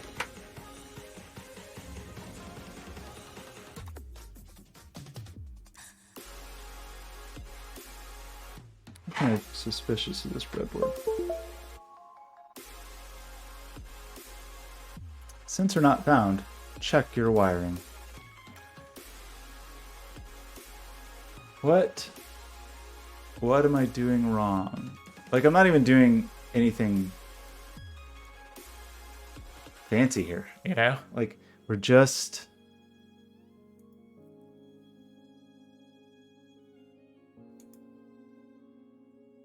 Like, speaking of...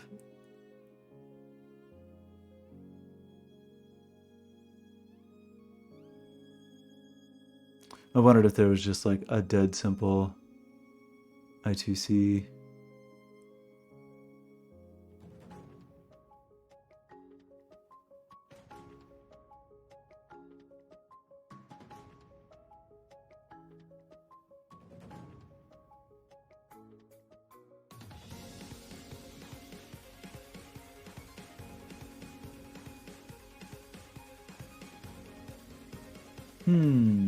I do have a circuit playground.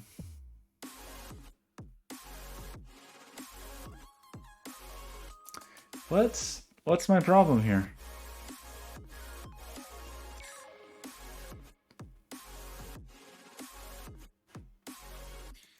Let's go back to... Okay, well, let's do this first.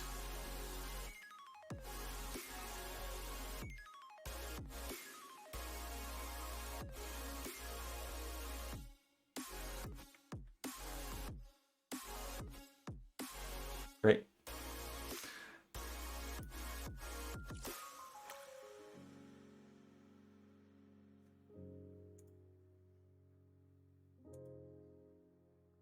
I kind of wish I had a SparkFun microcontroller. Like, this is the thing that is breaking, right? So, like,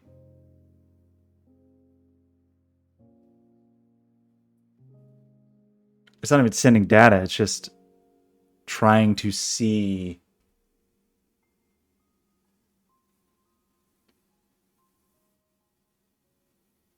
So one thing we could do is just a very stripped down I2C example just to try to connect to the thing.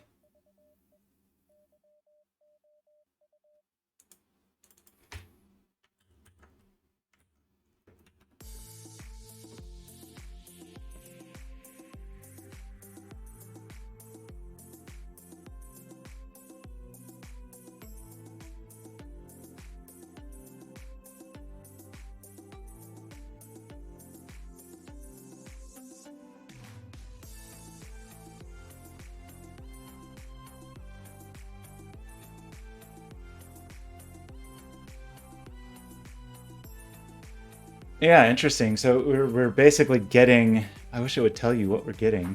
So on transmit of address or transmit of data. We never transmitted any data. So I guess let's just try.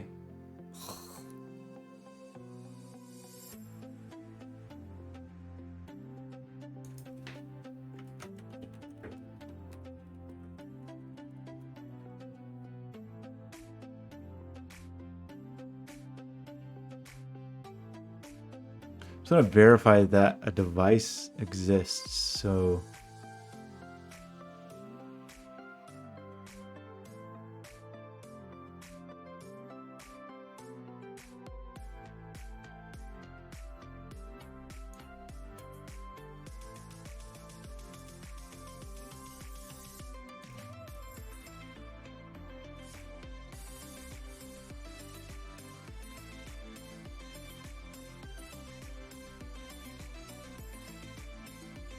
it's sending some value to a thing. Yeah, so I guess we just do a quick little sketch to try to do the thing, you know?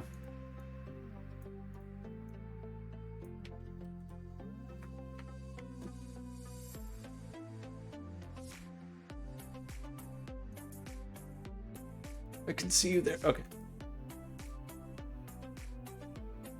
It's gonna be so fun when we realize what incredibly minor thing that I'm overlooking. Okay, so we want to do this, right? We want this, and we want to do this. I don't think we care about this right this minute. And then we want to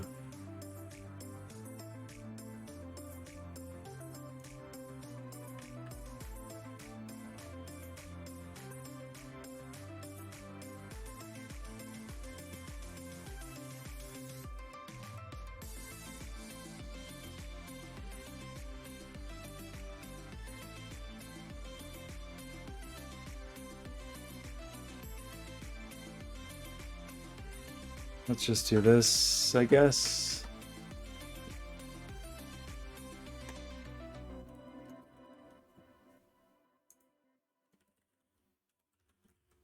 That stopped me from typing to pop this up. That's cool. What was the return value of that? It's a byte.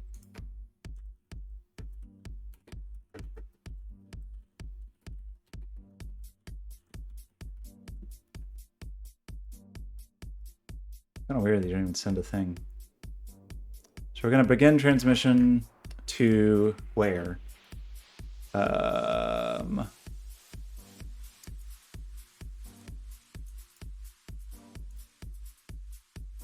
Here, but one bit over. And then we can just do a serial.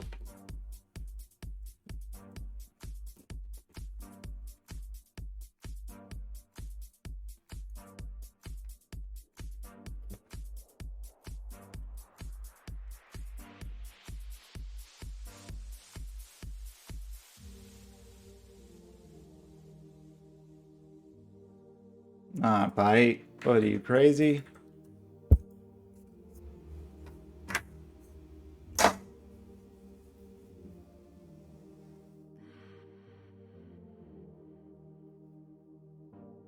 This was supposed to be easy. Because this is what happens if you use brand new hardware with a brand new library and aren't even actually using the device the library is for. Eh. What?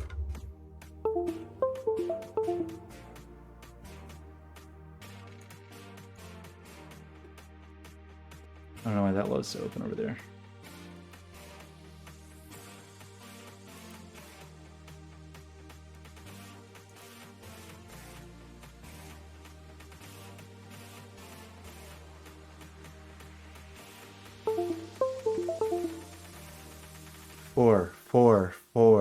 Four.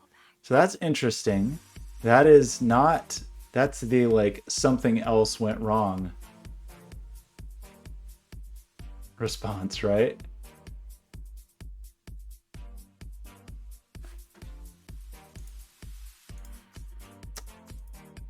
Other error. Cool. Very cool. What if we just try? So I have like a very slight suspicion.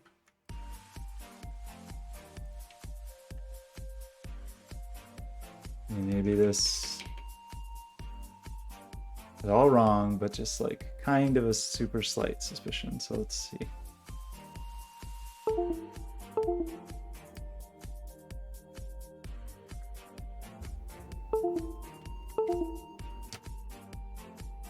My suspicion was wrong. Do you think it matters? The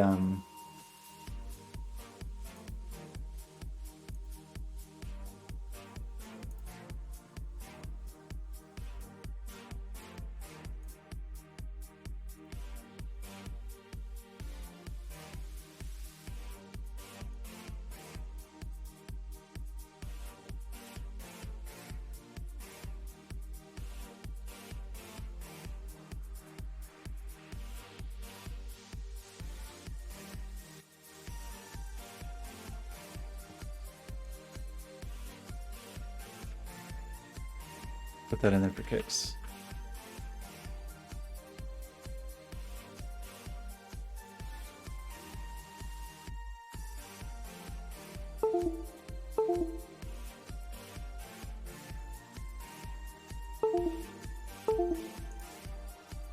I don't understand why this doesn't come back. Why?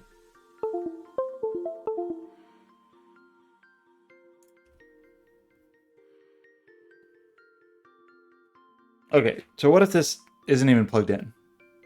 We get fours. So fours is like Riggin fours.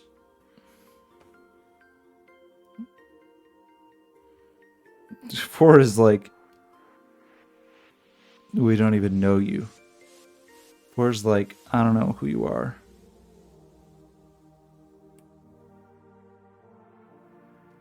Which is weird because that's not the same. You know, if it was just like a address error, you would think it would be different. Did I get the right pins here? SCL0 is 1, 2, 3, 4, 5, 6, 7, 8 pins over. 1, 2, 3, 5, 6, 7, 8 pins over. SDA0 is right next to it.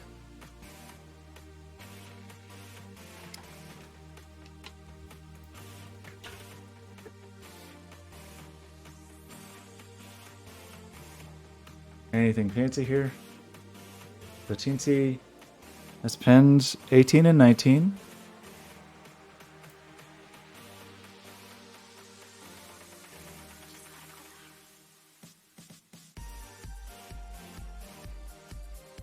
Okay, normally a 4.7K pull-up resistor is connected between each signal and power.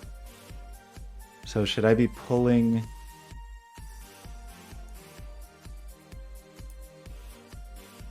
Should I be pulling these up?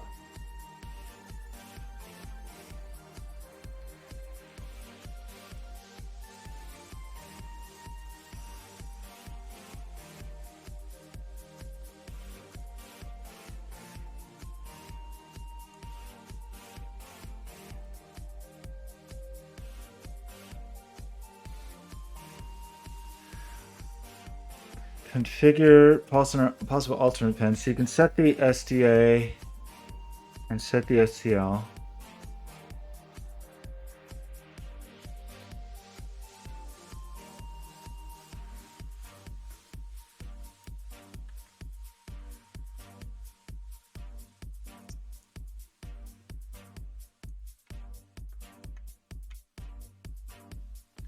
What silly thing am I missing? Oh, scans for all I2C devices. That's awesome. The Y library comes... Yeah, okay, where's that thing? I want that.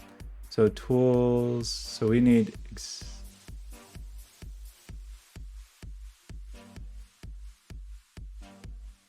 Why can I never find this? Examples... The wire library. This is a bad interface. This is a bad interface.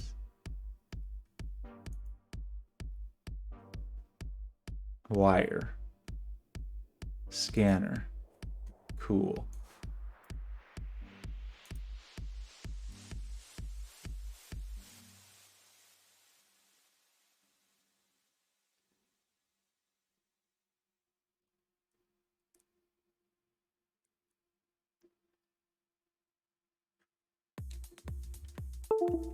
I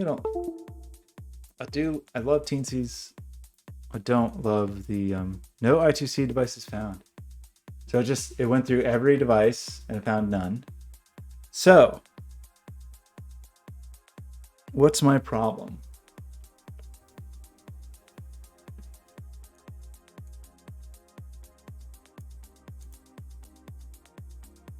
I guess something I didn't. I mean, I don't know. I don't really buy this. I was about to say like, oh, maybe there was something like the data sheet for the sensor has a typical circuit.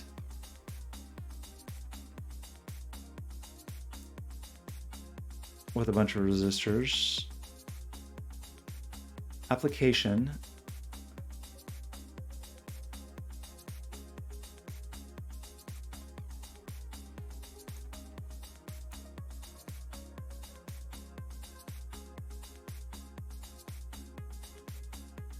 So they're being pulled up here. So is that my problem? Am I supposed to be pulling up here? Or is it one of those other pins that I just ignored? Like is interrupt not where it's supposed to be? I actually should be pulling it somewhere. Like I guess I just assumed.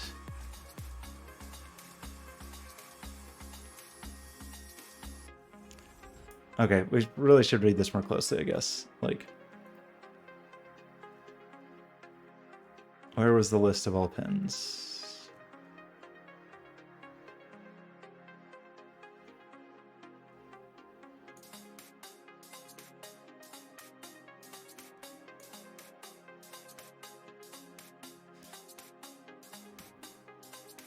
This feels about right, though. Like, it's just gonna be some dumb thing. Something I should have done.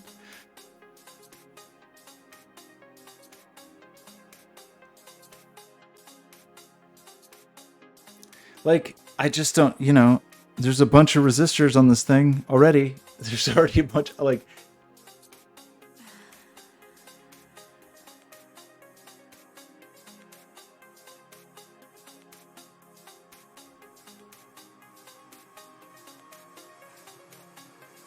You know what? I actually should check it across on its little, the little diving board. Just to make sure that I'm actually getting ground where I think I'm getting ground, like making sure there's not something wrong, like broken. So I think this should be ground. It is. And so I think that there should be, we should be skipping like any voltage. 3. Yeah. Like is AVDD, am I supposed to be doing something there?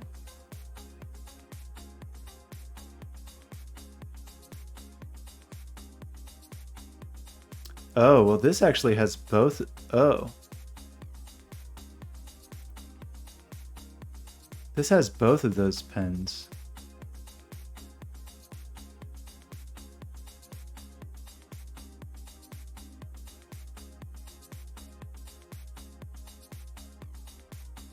But that should only go through here. Like, this guy doesn't care about that. Right?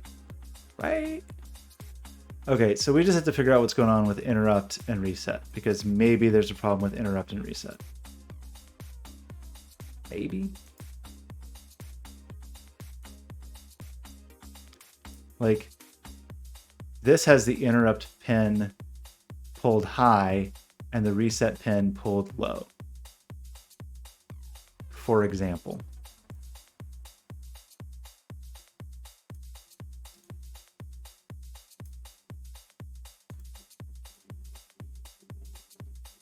Connect to ground with a 47 kilo ohm resistor. Does that sound like a thing I have?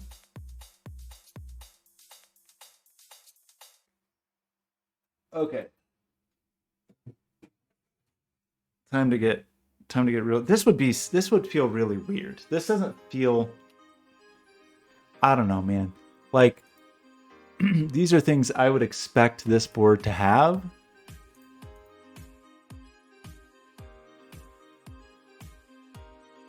I mean, I guess we could try to inspect it and really understand.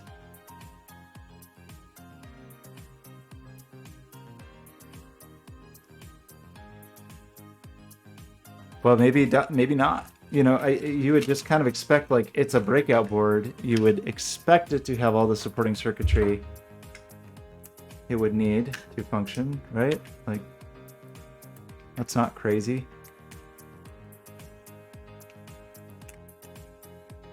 Hey, breathe. Get out of here.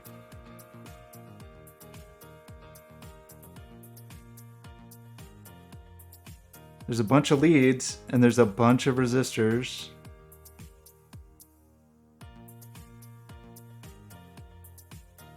There's a ton of resistors, in fact.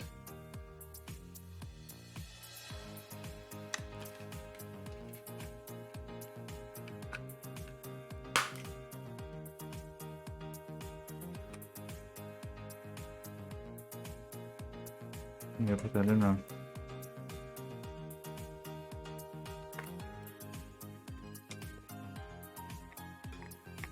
Now I don't remember how it goes.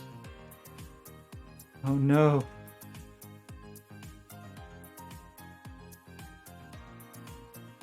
Maybe it doesn't matter. Maybe it really matters. Let's call it that. Call it good. Right? Like, does that seem weird? Needing a bunch of...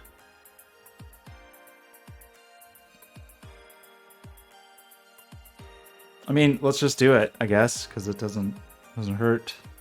So let's just have our power and ground in places that we like.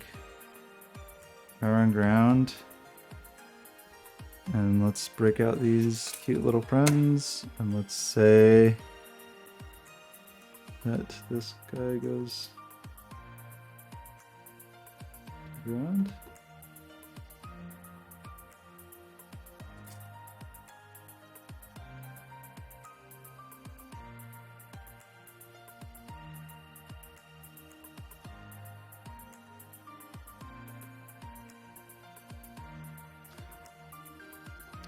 This thing's kind of funny. Like, do we need this? It seems like it should be no.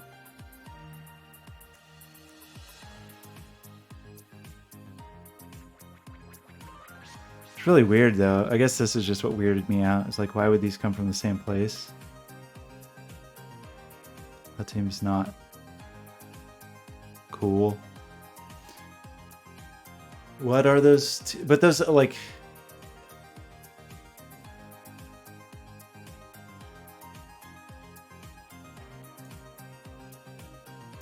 AVDD, IOVDD for digital core and IO supply.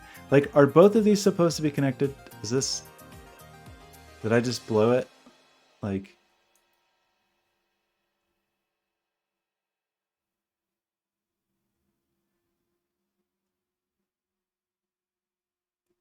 VDDIO, VDDA.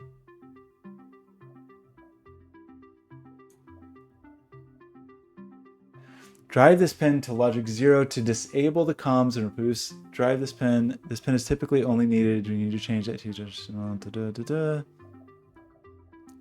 These pins are used as an alternate power supply. By default, they're tied together, but by opening the PSU jumper, they can be isolated.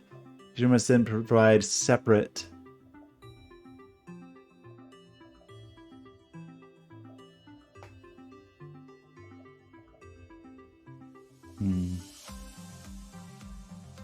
Maybe that should be powered.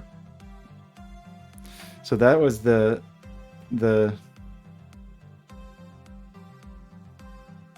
we have ground.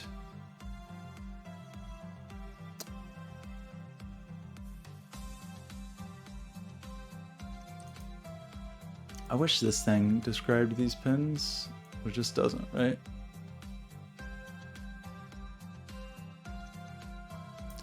Like, this looks like it goes through...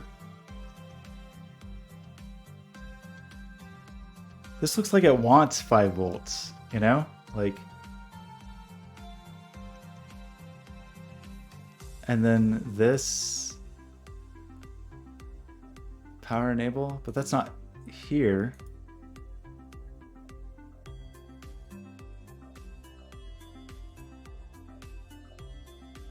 What?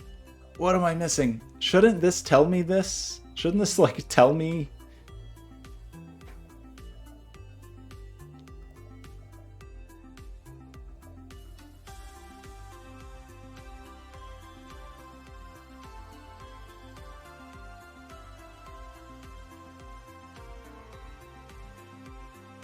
What do you think this is?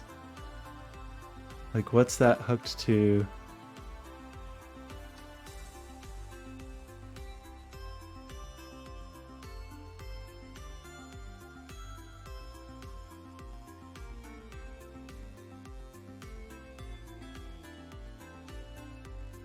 LPN. What do we think that means? LP. Drive it to 0 to disable. Okay, so we don't want to do that. That disabled. Okay, I think I'm starting to get it. Okay, so this goes. I'm gonna just try to do this the way I think it is, and hopefully it doesn't break anything. But what so where is 5 volts on here? Is our V, would be our V in up here.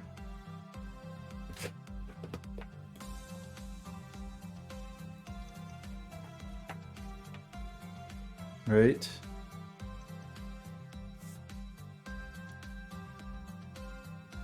Let's give this guy 5 volts.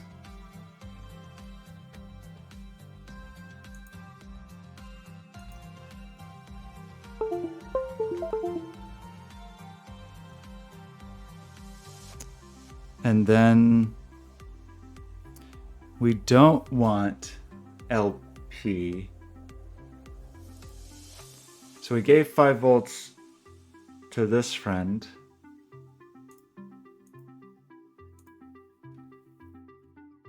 Let's make sure, right? We stuck 5 volts in here. This is the low power enable.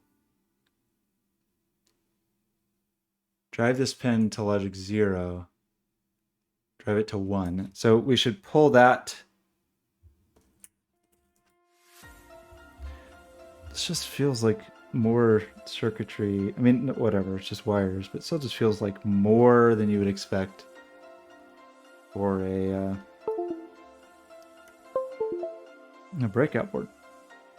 You know? You kind of think like, oh, it's the breakout board.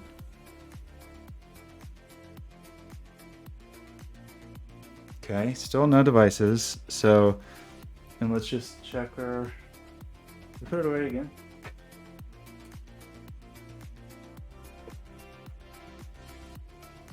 So just let's just figure out a pin at a time what we want everything to be. So your ground, we want you this one to be 3.3 volts. This to be 5.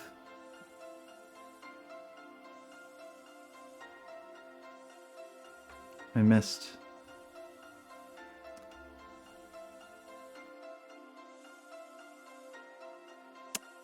I found it. We found it. Okay.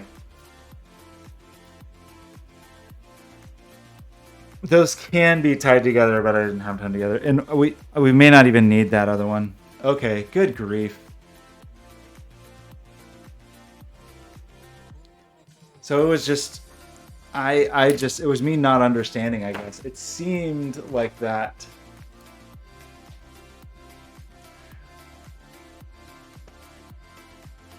So my assumption from this was that this didn't matter, that this was like, oh, this is just to get regulated power. And I don't need to do that because I have 3.3 volts. They're actually different. There's like, one is the power for the I/O and one is like, whatever it says. One is the logic power. How to describe it? Yeah, tied together by default. So they could both be 3.3, I think. So let's try that, actually. Let's pull this and just make both of those 3.3 and then just assume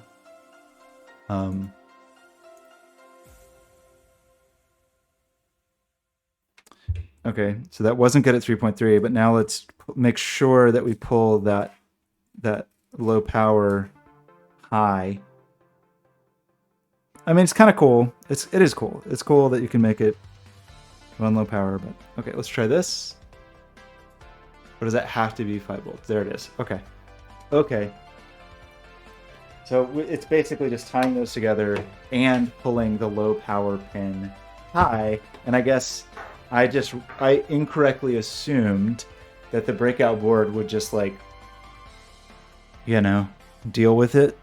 It would just like set reasonable defaults, I guess.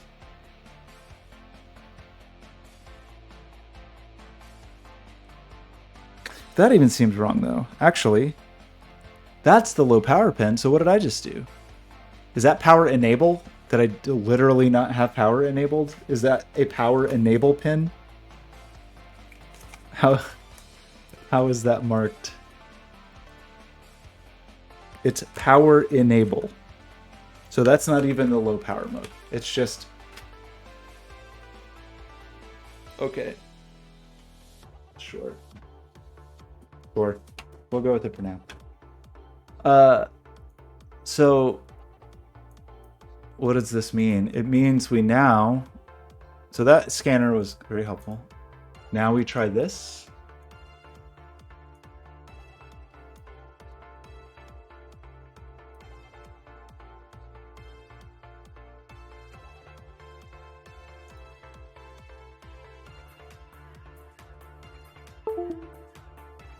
This is so annoying that, like, I don't know who to blame really here. Whoa. Look at how ridiculous this is. Look at, that's like, so let me just uncover it. So that is a distance reading per, guess that's in millimeters. That's pretty cool.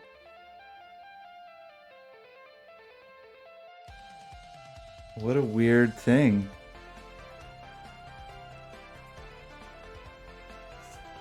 It's time to hook it to Unity. Actually, let's have an intermediate step first called processing time. Okay, so we're here. I don't know. That's definitely half on me because I assumed wrong. I just assumed poorly. And yes, we're now talking to the thing. But it came with some kind of display example, so let's just try their display example and then maybe call it a night. So yeah, so just to recap, there's no documentation for the breakout board, so I thought I was just hooking up the minimal amount of connections. And I guess I made an assumption based on the SparkFun board where the power is tied together and based on one of the images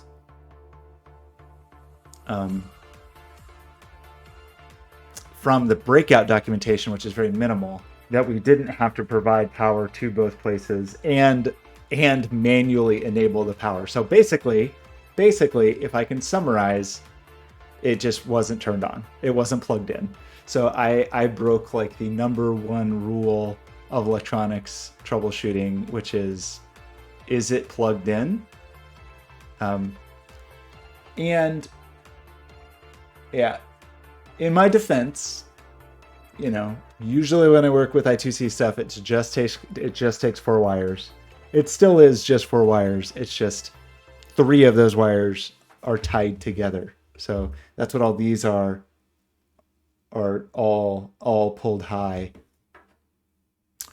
Okay, so we want the display example. So how do we do that?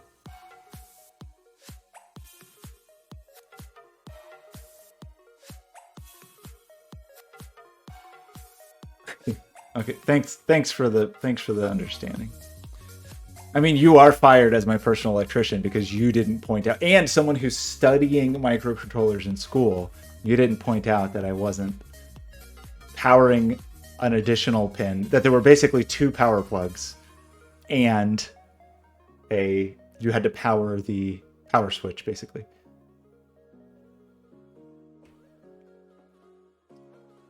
Fast startup. Whoa, that's crazy. It has a max bus speed of 400 kilohertz, but they've run it up to a megahertz. So, okay. Set frequency.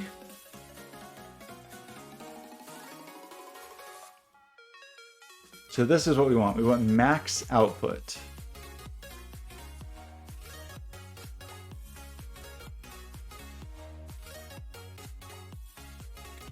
And then we want a processing sketch.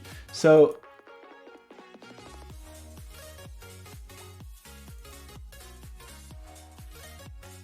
yeah, your priorities are clearly wrong because your priorities are, one, your key priority is always supposed to be distracting me.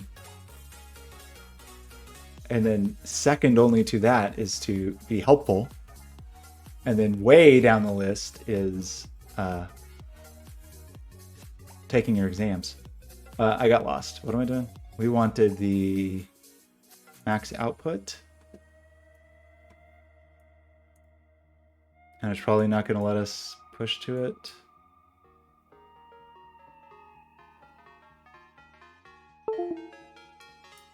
Except it did. So this is going to output a bunch of CSV data, apparently, which seems a little crazy. But okay. Uh-oh. Where's the data? Where's the data?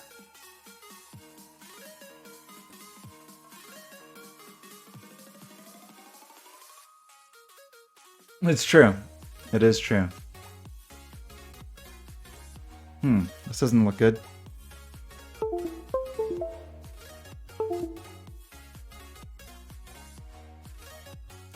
Oh, do you think it's actually just waiting for the processing sketch to say, hey, buddy? So, can we just open the process? Is this going to work? Yeah, that doesn't work.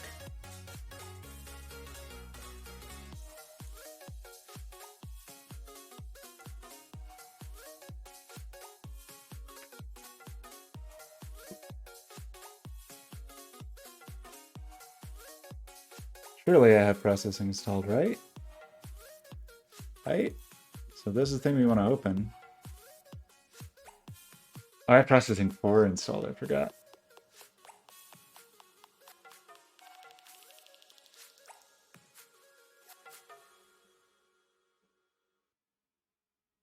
I'm in the processing 4 beta. This might be a disaster, but let's just go with it. Oh yeah, what's our COM port? It's supposed to be COM 7. I think. COM 21? What?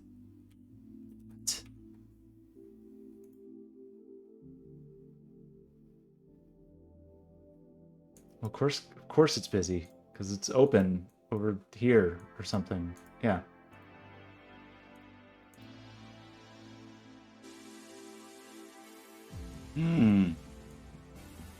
Look at it. It's incredible. And it's not working. Does that mean I broke it already?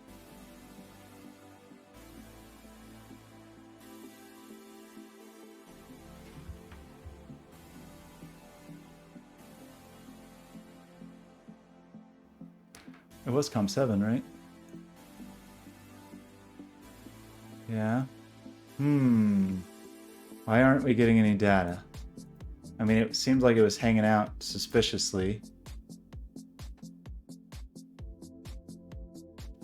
This is also suspicious. Why is the image resolution 0 by 0?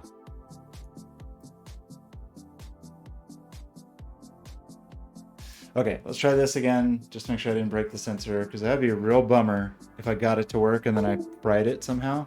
What a sad story that would be. We're not getting data anymore. Oh, it must just be that I was maxed out. Or just needed something to move. All I did was touch it gently, give it a little tickle.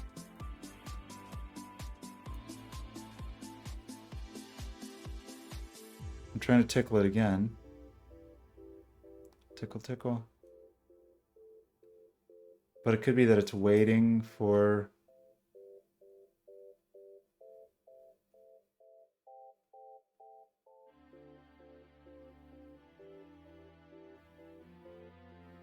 you know, to be talked to. That wouldn't make much sense though. Why doesn't this work?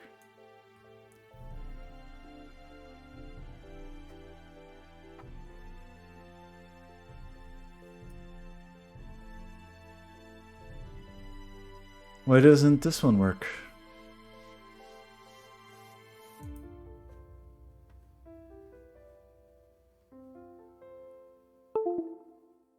Oh, it's set to run the sensor out of spec. Maybe that's bad. Let's not do that.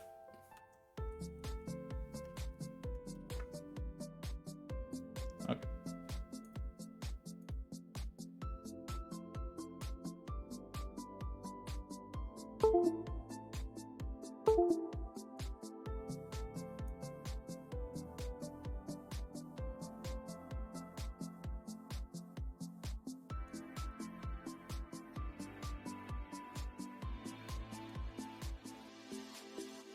Set wire max packet size. Not supported on all platforms. Well, let's keep commenting things out that might be broken, I guess.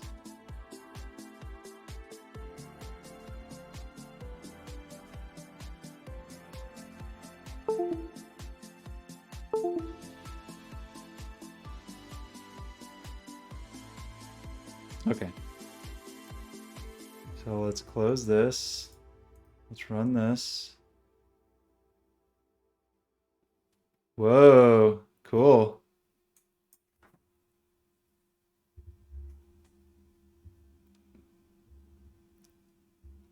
Wait, where's my face? Just want to get a nice portrait.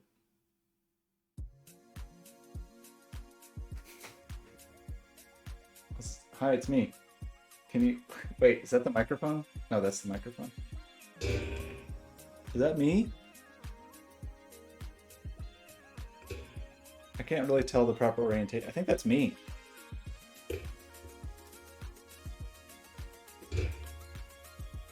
Is that my body? Okay, there's my hand.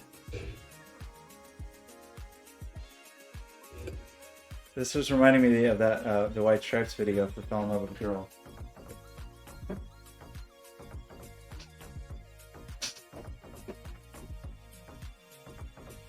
That's pretty cool.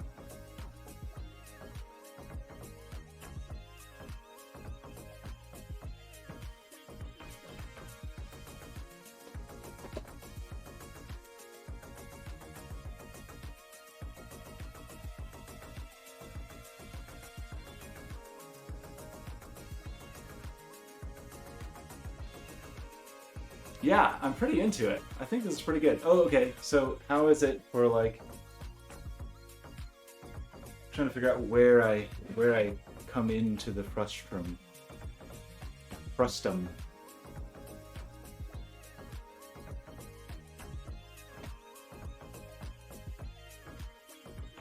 Okay, yeah. I don't really feel like 60 degrees. Oh, I guess it's 60 degrees total, so it's 30 degrees. It still doesn't seem like 30 degrees. I guess it's maybe 30 degrees.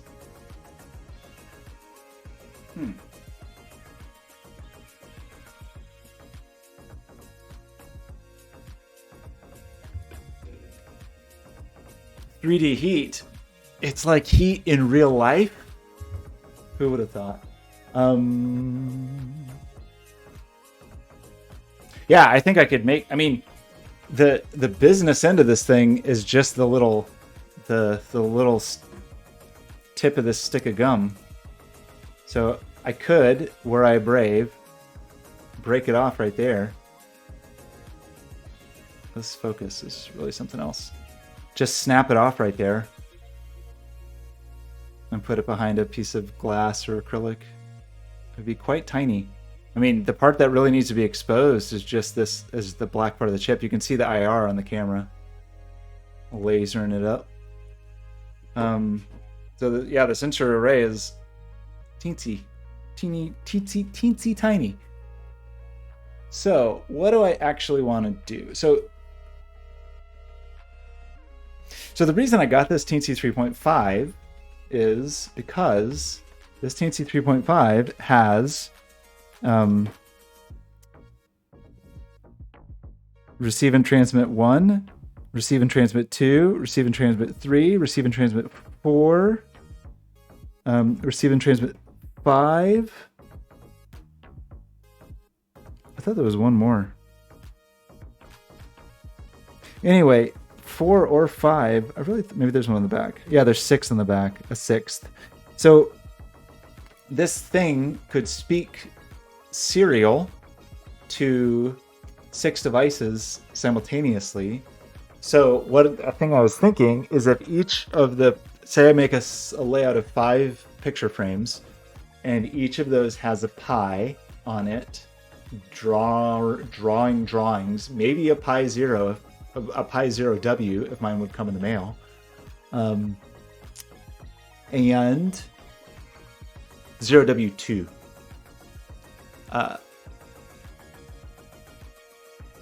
And then the sensor would only be hooked to this one Teensy, and this Teensy would just talk over serial to all 6 of the Raspberry Pis, which would only take really only 2 wires would be the ridiculous move, because I would not need to, they wouldn't share power. I'd have to share a ground, and the Pis would never send data to the Teensy, so I'd really only be sending to each of the Pis. So I could just find whatever, some cable, some 2-wire, like old phone cable or something, like some old scrap wire to use. This thing's pretty cool. I'm curious. So of course, the next thing I want to do is maybe let's take a closer look at the library, which seems to just be a couple of C files or C++ files. And the documentation of the API also just seems to be comments in those files. I do have double resolution. I don't think I need it for this application, but this thing is pretty cool. Let's see. I just try to stand it up in such a way that it will not fall. There's also, I believe, much more resolution than we're... This is just doing a hue shift. So like I think like a 360-degree hue based on some remap of distance. I should switch back over here. So what are they doing?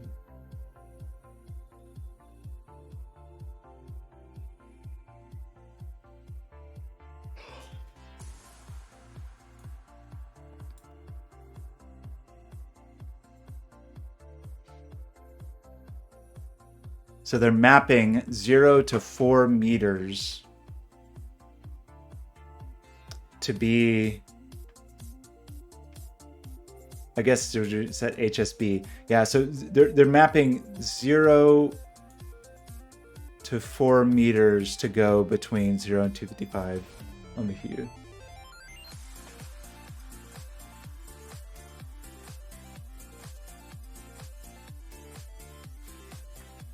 Oh, you mean actually a lens? Oh, like a, right. I was just thinking of like a piece of glass to recover it. You mean actually, I don't know. Because it's not just spewing light out. That's an interesting question. You know, you mean just to try to like fisheye it a little bit.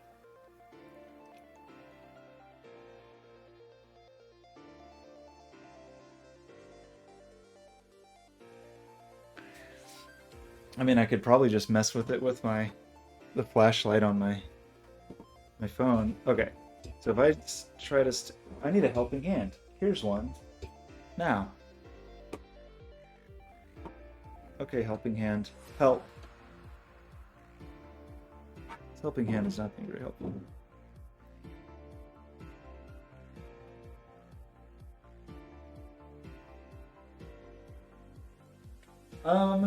Do I have, I mean, I have this magnifying glass right here. I don't know.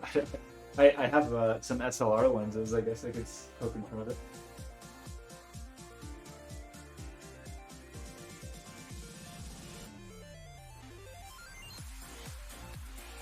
I mean, really though, I feel like this field of view is gonna be fine though. Like, I am fully off, you know, like a full shot. I'm about, I don't know, call it 2.5 feet, say 2 feet, and like fully, like a 2 feet to here, 2 feet to here, and I'm not getting all the way to my shoulder, but I believe I'm getting at least to like the center line of my body. So I've got 30 degrees, I think 30-ish degrees coming up this way. So I don't know. I think this could be fine. I think it could be okay. Yeah, it kind of depends on how big the wall layout is. I don't know. I gotta find some monitors. My original brilliant plan of just get terrible old monitors and hook them up with, so it was like, okay, Raspberry Pi to HDMI out to VGA, and then to a VGA gender adapter to plug directly into the monitor.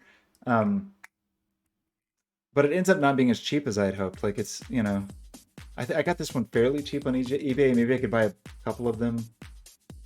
Oh, you mean just try to make it wide? Interesting. Yeah, I don't know. I mean, I do like my floor sleep guy. I feel like if I was going to get that.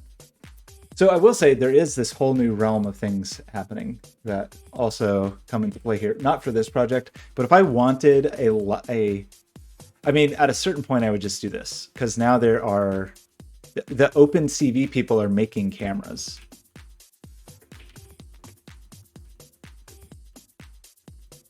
And they're not super expensive. Is this the one?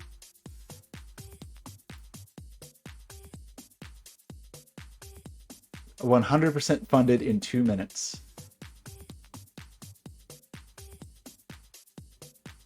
And I think this actually has some brains in it. I don't think it's just, yeah,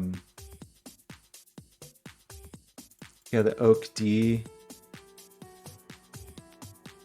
So originally they were 89. I mean, that was for the, I guess I missed the campaign. Right? We're done, so I'd have to go pre-order it. Well, the freaking, so Intel canceled. Yeah, I think I've complained about this already. Intel has killed, whatever it was called, RealSense. Microsoft is like radio silent on Azure Connect DK. As far as I know, they got very hard to get. That's weird. How did Kickstarter just take me to Indiegogo? Should I just order this right now? I mean, this is kind of the thing that I want. They have others.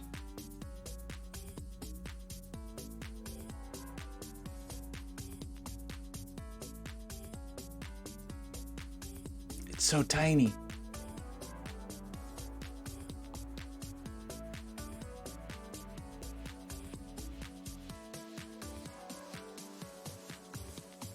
The depth,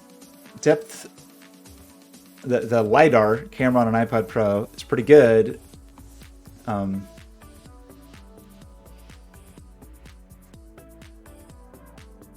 Why didn't I buy this when it was only $89? Or was it? I'm kind of confused by this, actually. Is this the...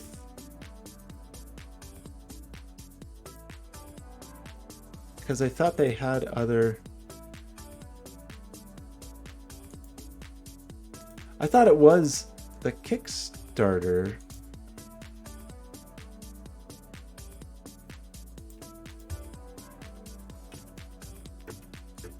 They definitely have other cameras.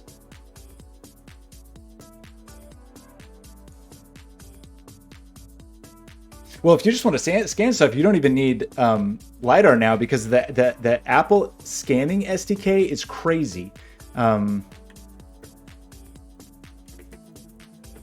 The new, API. The new object capture API is wild. It is so good. There aren't many apps out for it yet. There is one you can download and just play with, but they like charge you money to get the models. But it is pretty. I wish they had some reasonable examples. I think this is just from the keynote. But the API is like, you can do it with a bunch of stills, or you can just like wave your camera around and do it all computer vision style. And just the quick tests I did with just like my camera in terrible lighting and a wrench on my desk was like kind of surprisingly good. So I'm sure under better circumstances. And I'm sure it will be no time at all before there's like 500. Yeah, it should be. It should work. The problem is I don't know what software to tell you to use. So that's just the API. I don't know what software to tell you to use yet, because, yeah, like here's a $30 one. Like the API is brand new, so there's not much that uses it yet. There is a free one, but you have to make an account. Like I just don't know what's good yet. I don't understand why they didn't make an app. I mean, maybe there's like, okay, yeah, there's this like photogrammetry command line app. Yeah, but I don't understand why Apple just didn't release like Object Scanner as an app.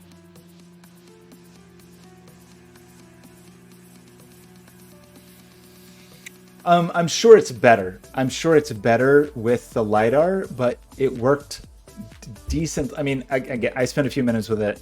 I should not oversell it, other than just what I've seen seems cool. So what I imagine to be true is that if you have Lidar, it will supplement with it and be good. If you don't have Lidar, it will, I turned off the wrong thing. It will just do like CV-ish stuff. So this is the thing. So the store, so actually they have a ton of cameras. How did this happen?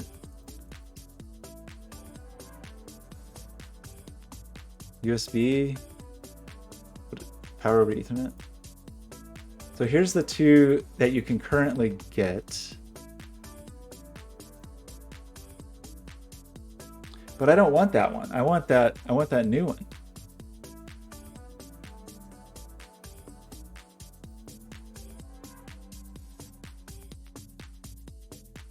Oh my gosh, 3D custom scanned Knowles.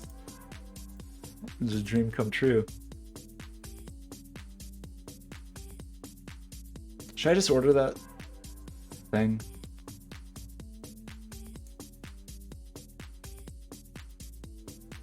This is not stereo, right? This is just a camera with some brains in it. This one is stereo.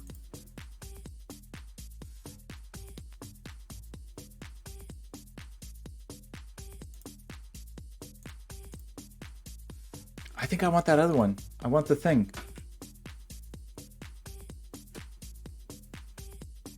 Look how cute it is.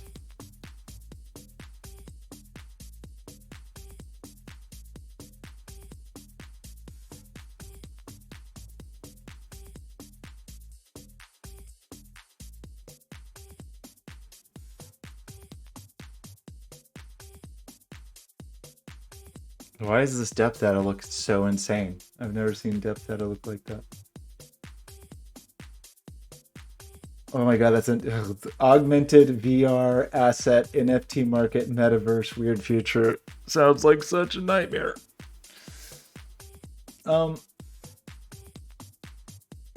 how crazy the depth looks. It looks like a rug. Look at that semantic segmentation. That's pretty good. Look at that human pose estimation. Pretty good. 3D pose estimation. Look at this hand tracking. It's like a leap, but does 1,000 times more. This not looking so good. The hand tracking looks quite good. This not so much.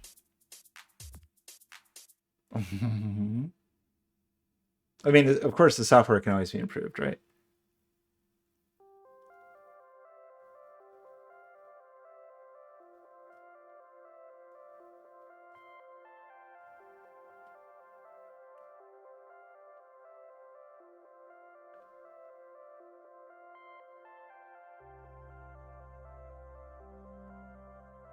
Wait, why does this say $89, but nothing up here cost $89? Wait, what? Why does this... Where does this $89 come from? Maybe that was the very first price. Amenusis. How do I say your name? Amenusis?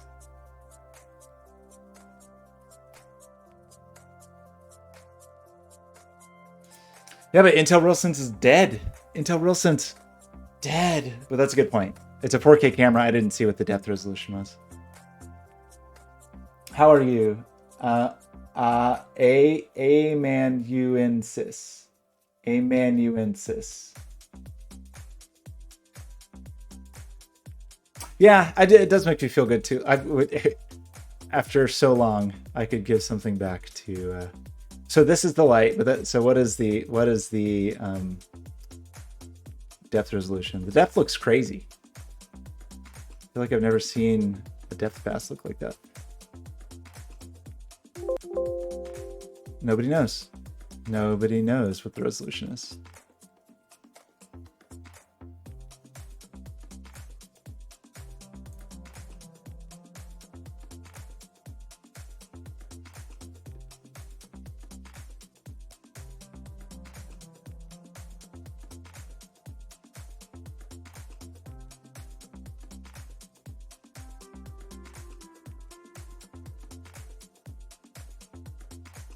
Yeah, it's a bummer that they bailed on that. There are some other like commercial. Well, what's funny is some of the commercial options just had RealSense in them, I think. So apparently those are dead too. But I do think there are some. I don't know why the channel doesn't want you to talk.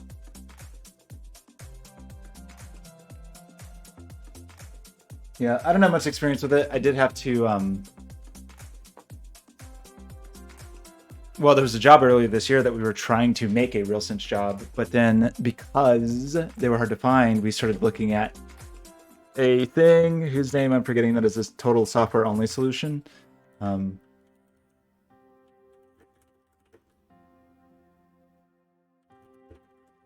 mean, it was for human body tracking. What is the name of that thing?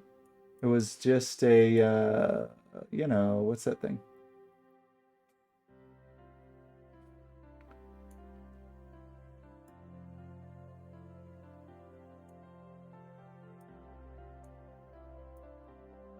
The Intel Myriad X. That's fancy.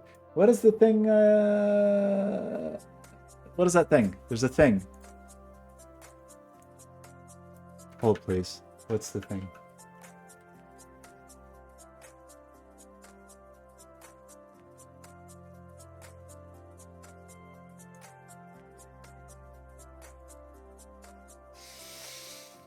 It's totally escaping me. And the answer is what? The answer is,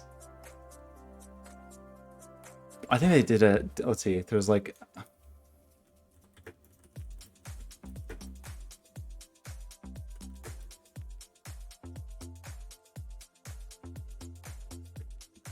I'm just going to put in keywords until I find it. Is this thing, what was the software? Anyway, it's like it's kind of interesting. It's like it's wrench. How could I forget a name like wrench? So it is like, it sort of runs. I mean, it's almost like a pose estimation server. You can run it totally separately, or parallel to your software, or service maybe is a better way to put it. But I don't think it took. I think it could support depth, but I don't think it needed it. I think it was all just computer vision based. Anyway, we didn't end up using it.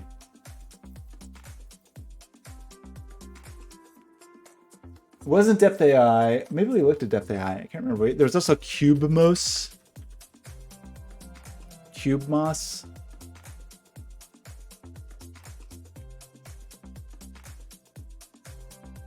That's what depth looks like, right? That's what you get the weird ghosty holes. That's like, so I don't understand. It's so weird that this guy looks so, now I've lost it.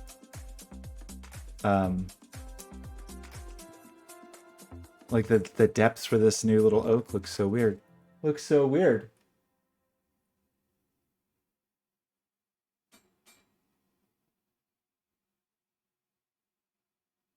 Life is yours. Have a good night. Good luck with your tests. Thanks for hanging out. Thanks for your help by not helping. Well, but there was also, I mean, the Azure Connect DK was roughly the same, right? It was in the same ballpark, and I remember the depth kit people. It's not called that anymore, right? Isn't it called? Did they change the name? Oh, the studio is called Scatter now. But I thought they even specifically, I don't remember why, actually, honestly, but for some reason they were recommending the Azure Connect DK over the RealSense, and I can't remember why. Maybe just because the software and drivers were terrible. I don't know.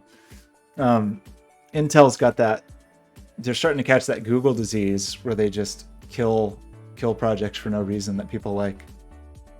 I have a whole box of these ridiculous little microcontrollers when Intel was briefly into making microcontrollers for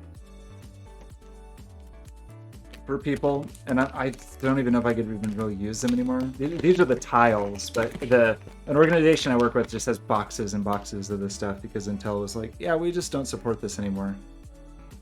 They're kind of cute, but maybe useless. Maybe useless. Oh, that's handy. That's nice of them.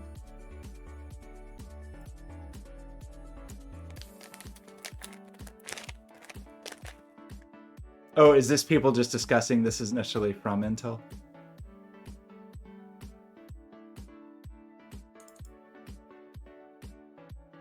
Oak.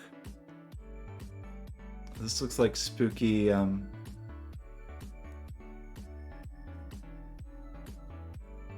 This is like a haunted house.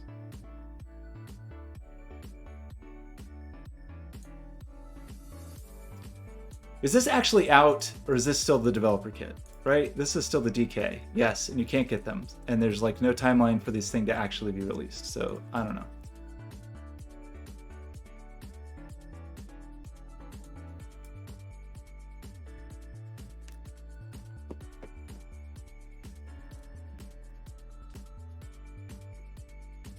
Not dead. Plot twist.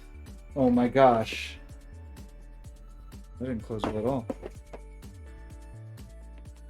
I mean, the real answer is it doesn't matter to me now, because I'll just build a giant array of these, and then we'll just have our own camera. It'll be fine. So I have 8x8, so, you know, we'll just scale it up to however many we need, which would be a lot, but that's fine.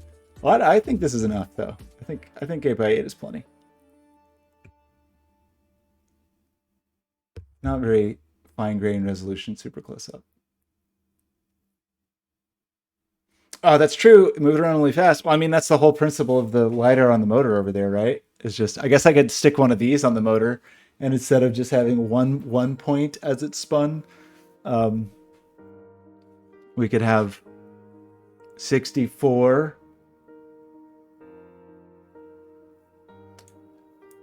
Okay, but I didn't actually find the thing I was looking for. Maybe they're burying it because it's so bad. Like, what is the actual resolution, the depth resolution of this?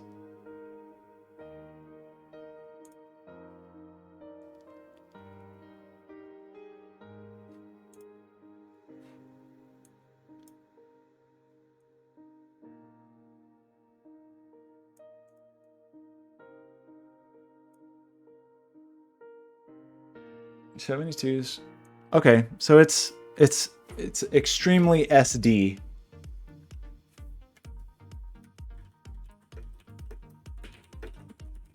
I don't feel like the iPad Pro lidar is super high res, right?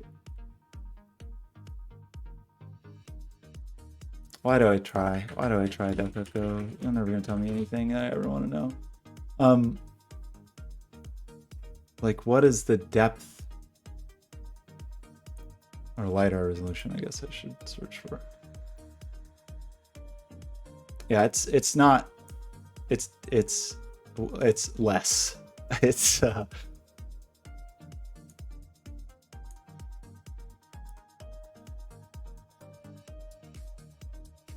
is that just an estimate?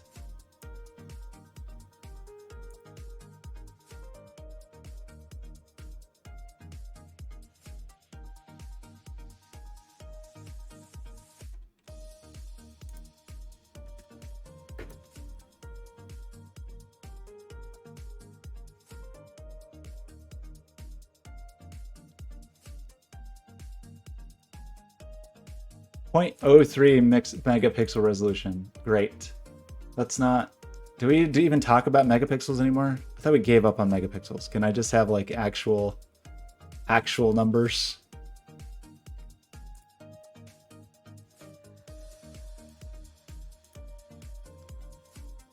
Can we go back? Go back. Thanks. Thanks.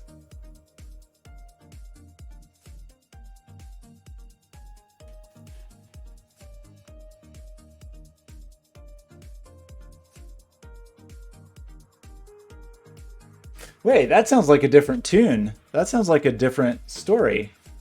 Because I thought as of a few weeks ago, did they backpedal?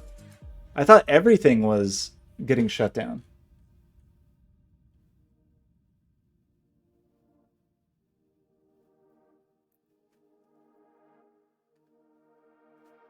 So the 450 will still be a thing?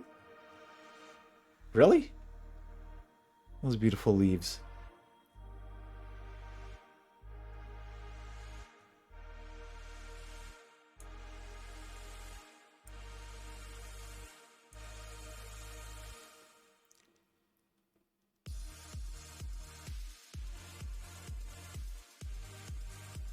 A 6-month EOL.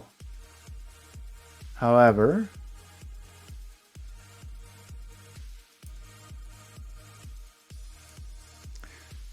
to our current distribution customers,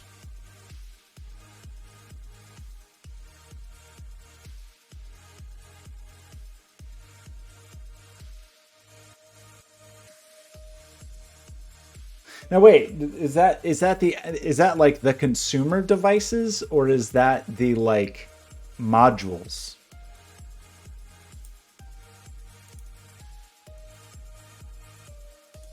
Okay, support will be continued for these, which are the integrated product lines.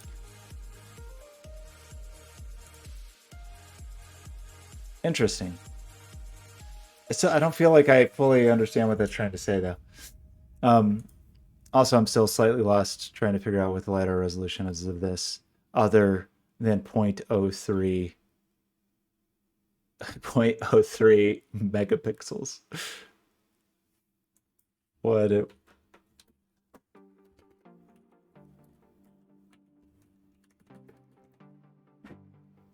Okay, so it's 640 by 480, right? This is our...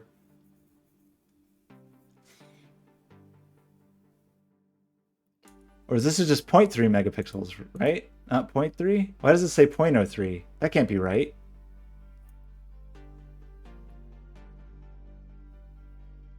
Yeah, but maybe I'm just not understanding the lines, because there's like their modules that they produce to be integrated into third-party products, right? And then there's their standalone devices.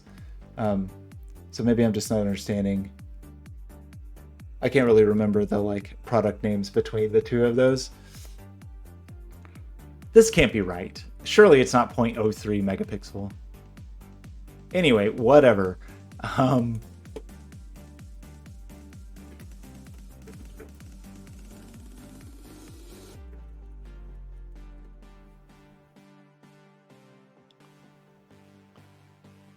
Once upon a time I saw a depth sensor comparison. Depth resolution.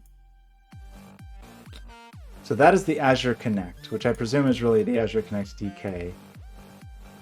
So yeah, the RealSense L515, though, that's the Lidar one, right? That's not the stereo camera one. So that's very high. I think actually this was the thing, if I remember right, that the problem that they had with that the depth kit people had.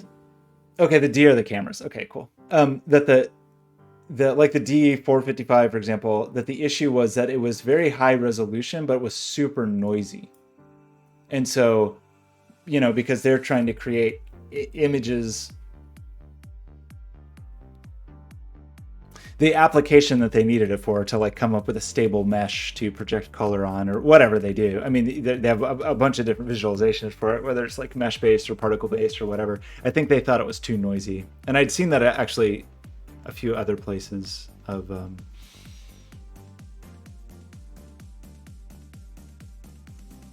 yeah, so very noisy, inaccurate, and lots of artifacts like waves and blur. The waves in particular, I remember looking at some of those because when we were trying to like pick devices for this particular project. Yeah, so I think even though the resolution was higher on those,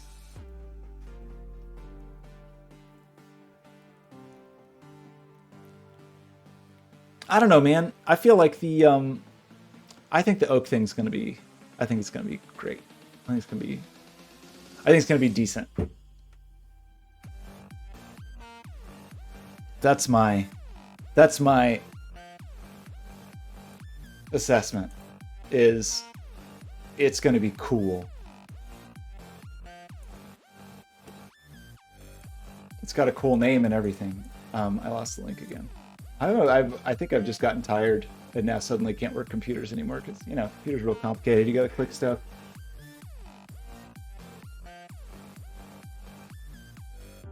Yeah, well, okay, that actually, now that you mentioned that, a huge, like a major issue with everything in the list we just looked at is the software support and the driver support. I don't have much experience with any of that except for the nightmare that was early Connect, which I'm like scarred for life, but that's definitely been some years.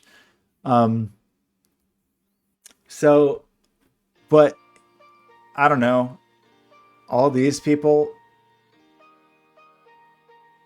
they got a lot of money, but OpenCV, they've been at it for a long time. So this is the oak. Okay. Well, let's just back up here a little bit. This thing. What is its resolution?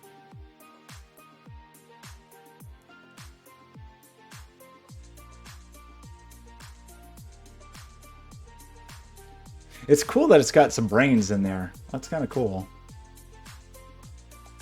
Like, I wonder how you get that. Like, how do you, what's the, yeah,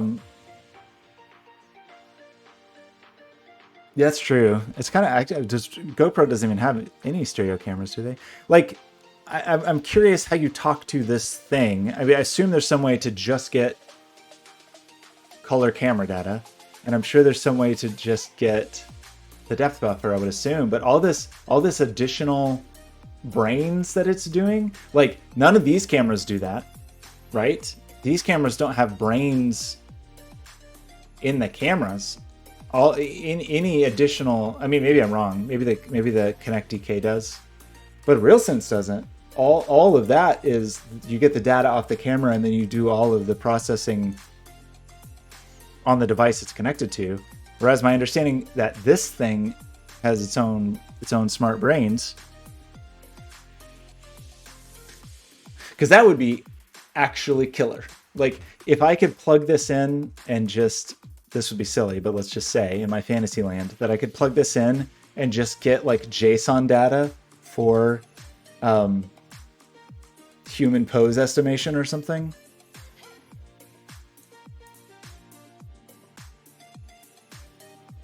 I don't want motion estimation. I want the other dude talked about.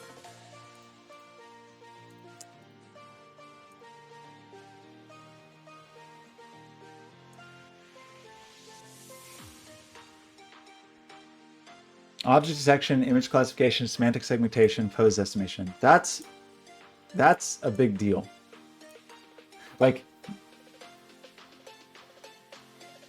oh yeah. So right. So you've got to go through some stuff, right? You've got to go through that. A RealSense provides you with the data, which some people say is very noisy, but I'm sure there's cases that it was totally fine. But then you got to do stuff with it. But what if you didn't? What if you didn't have to do anything in the middle? Or are you saying that they were, like you're saying they had to do, so they had some custom FPGA that was doing the processing on the RealSense data? And then that's how they got the JSON?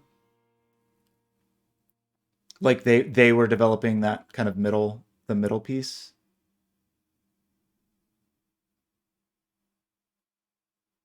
Yeah, so, but I mean, just in terms of price point, yes, the OT just has an onboard whatever, and of course you could plug it in and do it externally, but it's just for like simplification of an like whatever, some silly installation or something. That's fancy. I should get an FPGA. I've never done anything with FPGA. Binary, you said look at their Pi stuff. Who at OpenCV or GoPro has Pi stuff? Who has Pi stuff? Yeah, I'm into this thing. I want one of these. I'm gonna buy one, and I will use it for. Oh really? How come I forgot how to work a computer? So I went to products.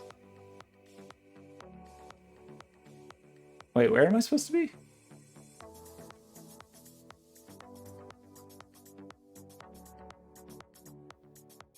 Are these Pi?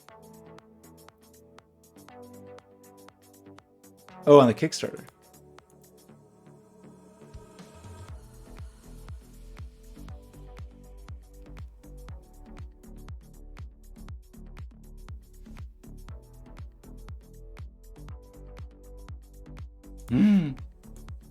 Oh, awesome. So what's the SDK like? Like, how do you get the data?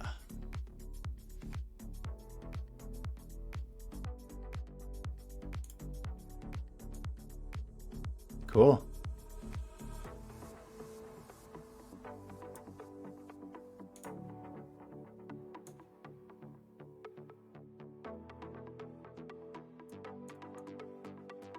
Man, I should have. I feel like I blew it. Should have got one of these things earlier. So.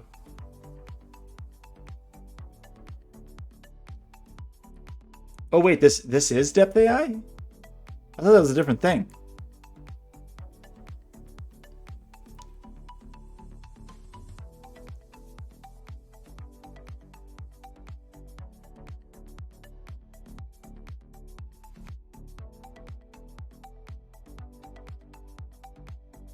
Oh, interesting. Do you have to... Whoa. Okay, there's the Python API and a C++ API. But okay.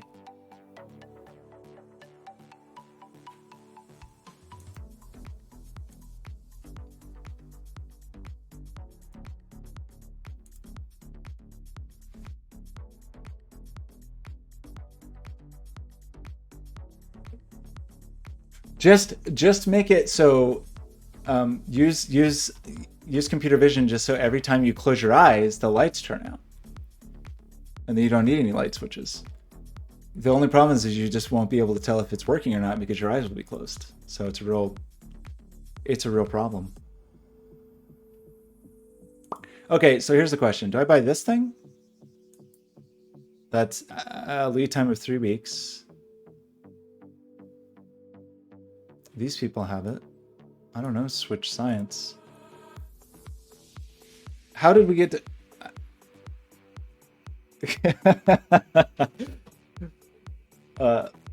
I think we can get you there.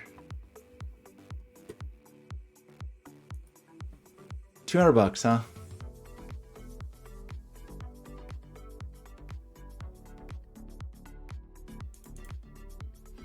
I don't think well, okay, I'm obviously out of the loop here. I don't think I realized the like connection between Depth AI and OakD.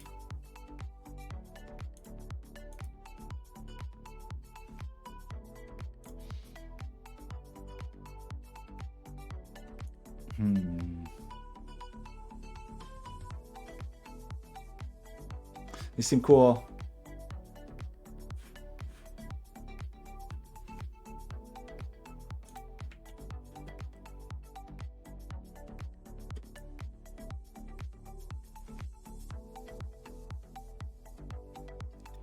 A sailor camera.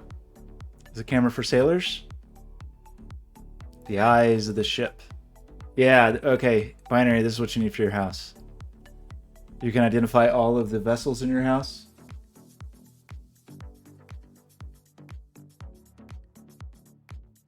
Yeah, this is perfect. This is, first of all, this is the exact floor plan I want for my new house. Cool. Oh, sick. This seems dangerous. This is like, just turns your... Yeah, this is great. Let's do it.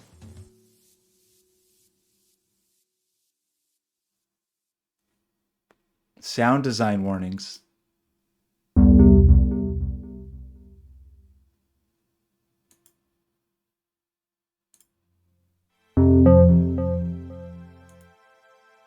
I love these sounds. See, that's a nice. You get a nice relaxing sound as your engine explodes and you sink into the Pacific Ocean. Okay, we got so off track. All we were trying to do is this, and we did it. Okay, the one thing we wanted to try because it was just silly is if I take this and I put a magnifying glass in front of it.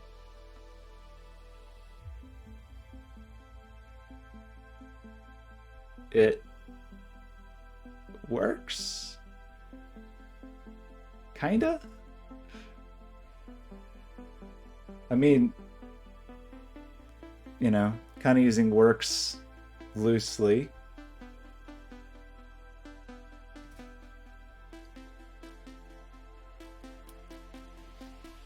I mean, you know, if your ship is sinking, what are you gonna do? You might as well just relax a little bit. Okay, I think we're done for today. I think we were actually done for an hour ago, and then I got so distracted by cameras.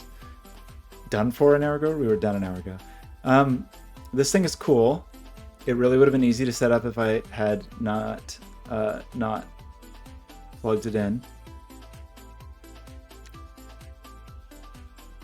So yeah, I think this is the setup basically. Maybe we'll make a cute little breakout board for it, but a breakout board that just has 2 breakout boards.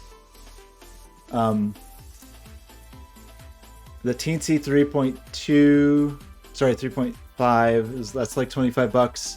This little dude, I guess since I got 2 of them inexplicably, it was only like $10. But this can be the brains for 5 Raspberry Pis, 6 Raspberry Pis. I just need to find...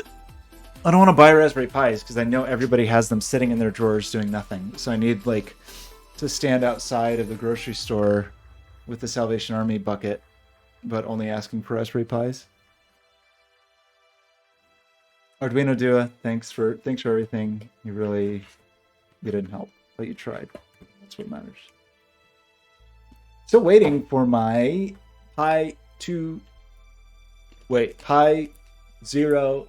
W2 to see what we can do with it with Raylib. And if that weird thing is still true, where a Pi 2 and a Pi 3, well, a Pi 3 at least, maybe not a Pi 2, well, can in some cases outperform a Pi 4. You know, it's true. I took from SparkFun, and I didn't give anything back this time. However, let's just quickly log into SparkFun. Just out of curiosity, let's just take a gander. I'm not saying that SparkFun owes me. I'm just saying, like, I'm saying SparkFun owes me, I guess. That's what I'm saying. Actually, I have kind of fewer orders than you might expect from SparkFun.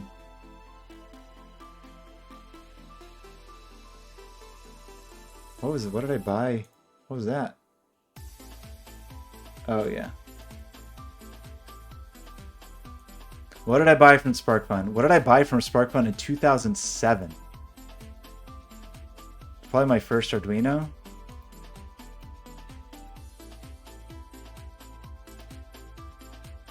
Yeah, like pre-Arduino Uno. I think I still have this board. It was definitely not an Arduino Uno. That's what it links to now, but it was pre-Arduino Uno. And a basic breadboard. I don't know where that breadboard is. And a jumper wire kit. Great. 2009. I think I got fidget sensors, maybe. I bought a button, and I bought some kind of analog digital mux breakout. I got a very tiny breadboard, 2 of them. Those are for the piano gloves. Anyway, point is, I've been supporting SparkFun since 2007. They can give me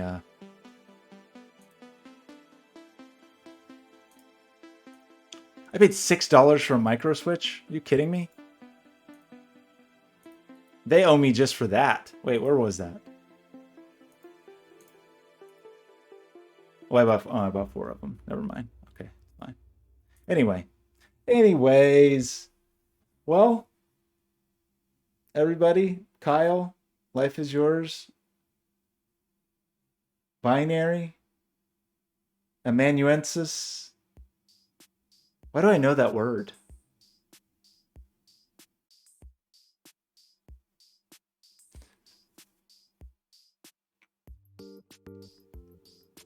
You're right. I kind of want to finish it. Let's see what else.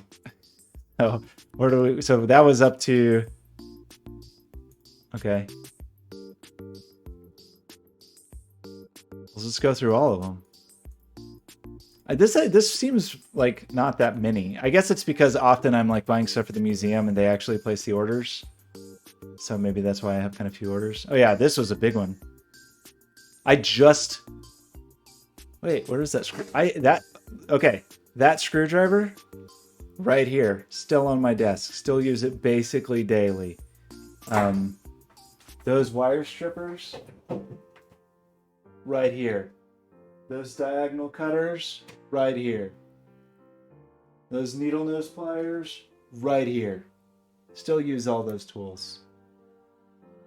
However, they're not looking so great. I did clean them up a little bit yesterday, but still not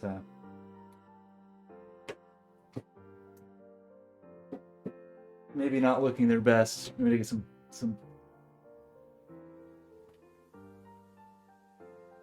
Oh man, my drawers are just pure knolling. That's all that my drawers are just. How do we? Can you see this? The drawers are just. My cable's too short. All I'm doing is, this is just a place to store my knolling.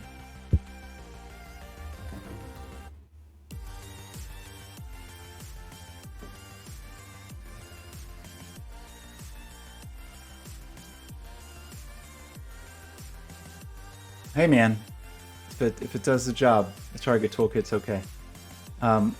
This is still my favorite breadboard. I just saw it a second ago.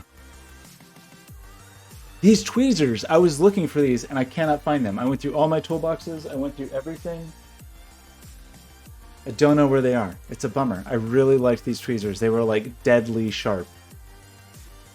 That was a good order. I can't buy it again. It still has to be here somewhere. It's still in this room, I think. Look at this outrageousness. $11 shipping and handling. Outrageous. This little silly sound setup. NPR 121, still so great. That was for the beatbox. GPIO cable for Raspberry Pi, but no Raspberry Pi. I think I had to buy it direct from the Raspberry Pi Foundation back then. This battery recently exploded. I just saw this in one of those boxes. Still have some of that stuff. A Pi 3, Pi 4. Okay, well, I guess in recent years I haven't ordered that much from them.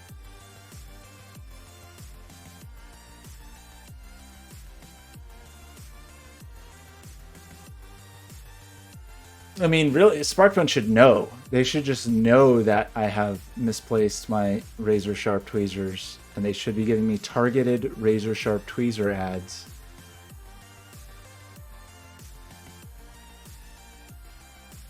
One thing that is a little sad, in the process of trying to like buff and clean these up yesterday, I think I did remove the SparkFun logo. I need to get some Plastidip.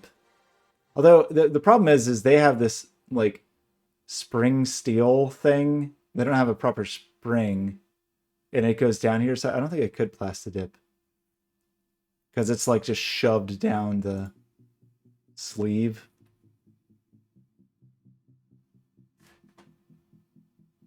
Okay, for real, everybody.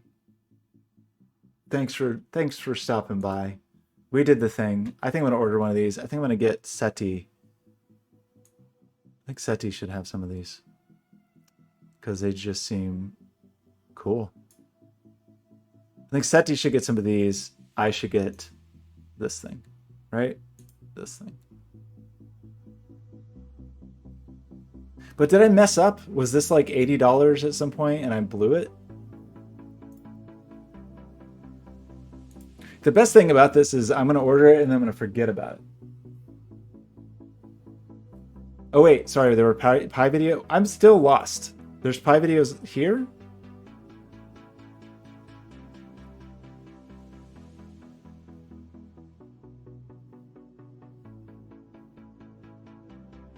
Oh, it has plant segmentation.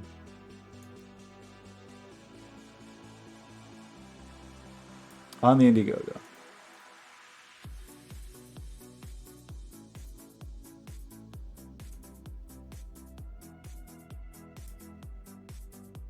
Cute.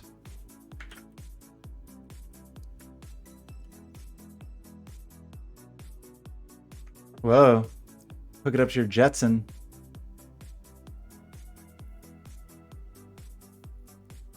Cool. Is that thing? That's that thing, right? Oh, this is a different node-based dude. Or is this the one? Is this the one? The Microsoft one? It looks like it.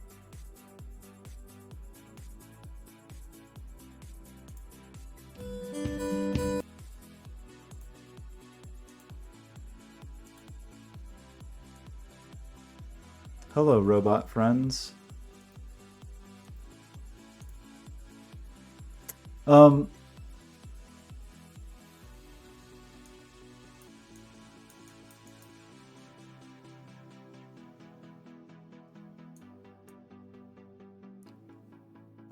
I blew it. The early bird price was so good. How did I? Now my feelings are hurt. I don't even want this anymore. It costs too much. I didn't get the early bird price. It's only 13% off. Oh, good. I can use the USB-C to USB-C cable I was using that was causing me to get half the USB speeds I was supposed to. So, awesome. Guess I don't need to buy that. I guess I can just 3D print a case.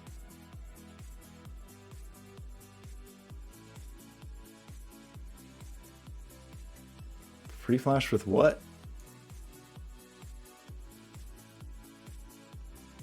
Oh, I see. It's got the visual programming interface.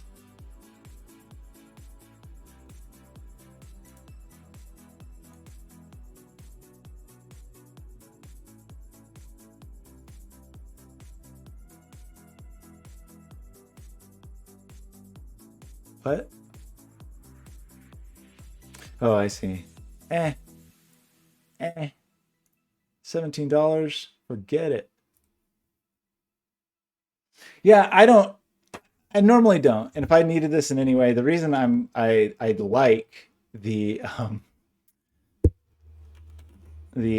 shipping date is I'm gonna forget about it. I'm gonna forget all about it. What? Great. And it's just gonna be like a magical present arrives. Or doesn't arrive. Do I do it? I think I do it. I think I'm gonna do it. I'm gonna do it. It'll be a present to myself. It'll probably get delayed, right? That always happens. Do I have an Indiegogo account? I've never Indiegogo'd before, I don't think. I think I've only Kickstarted.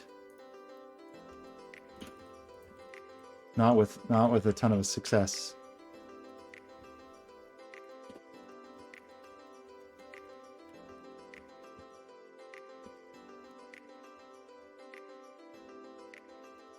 I'm doing it.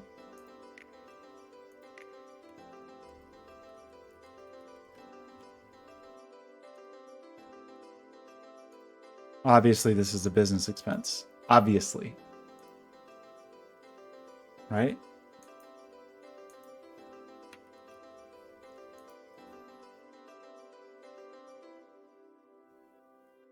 I can't use the Apple Pay button because then it goes to my Apple card and not to... There's no Apple Pay button, though. At least, I'm not... I guess maybe if I was not on this Windows machine, there would be.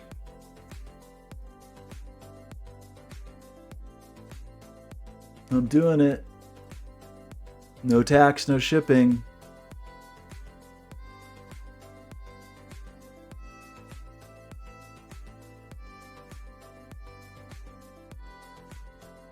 What if I'll still live in this apartment by then? I can't believe I didn't get it for $80 or whatever. $89. But that's okay. It's important. My accountant's gonna tell me soon to like buy all the equipment that I need to this year so I can write it all off. Okay, I did it. I did it.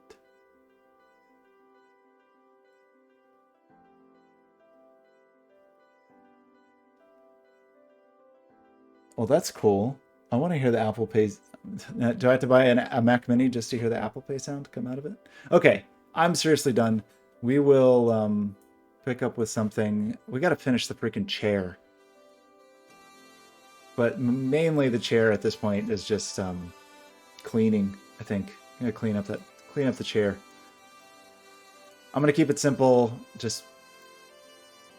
it's simple and silly for now, and maybe we'll make a fancier version at a later date. And then we got to figure out the show that the picture frames are going to be in is in February. So I've got some time, but I really need to start thinking about sourcing monitors if I'm going to try to do it cheaply. Chipotle. Okay. Bye, friends. Thanks for hanging out, and I'll see you next time. Bye.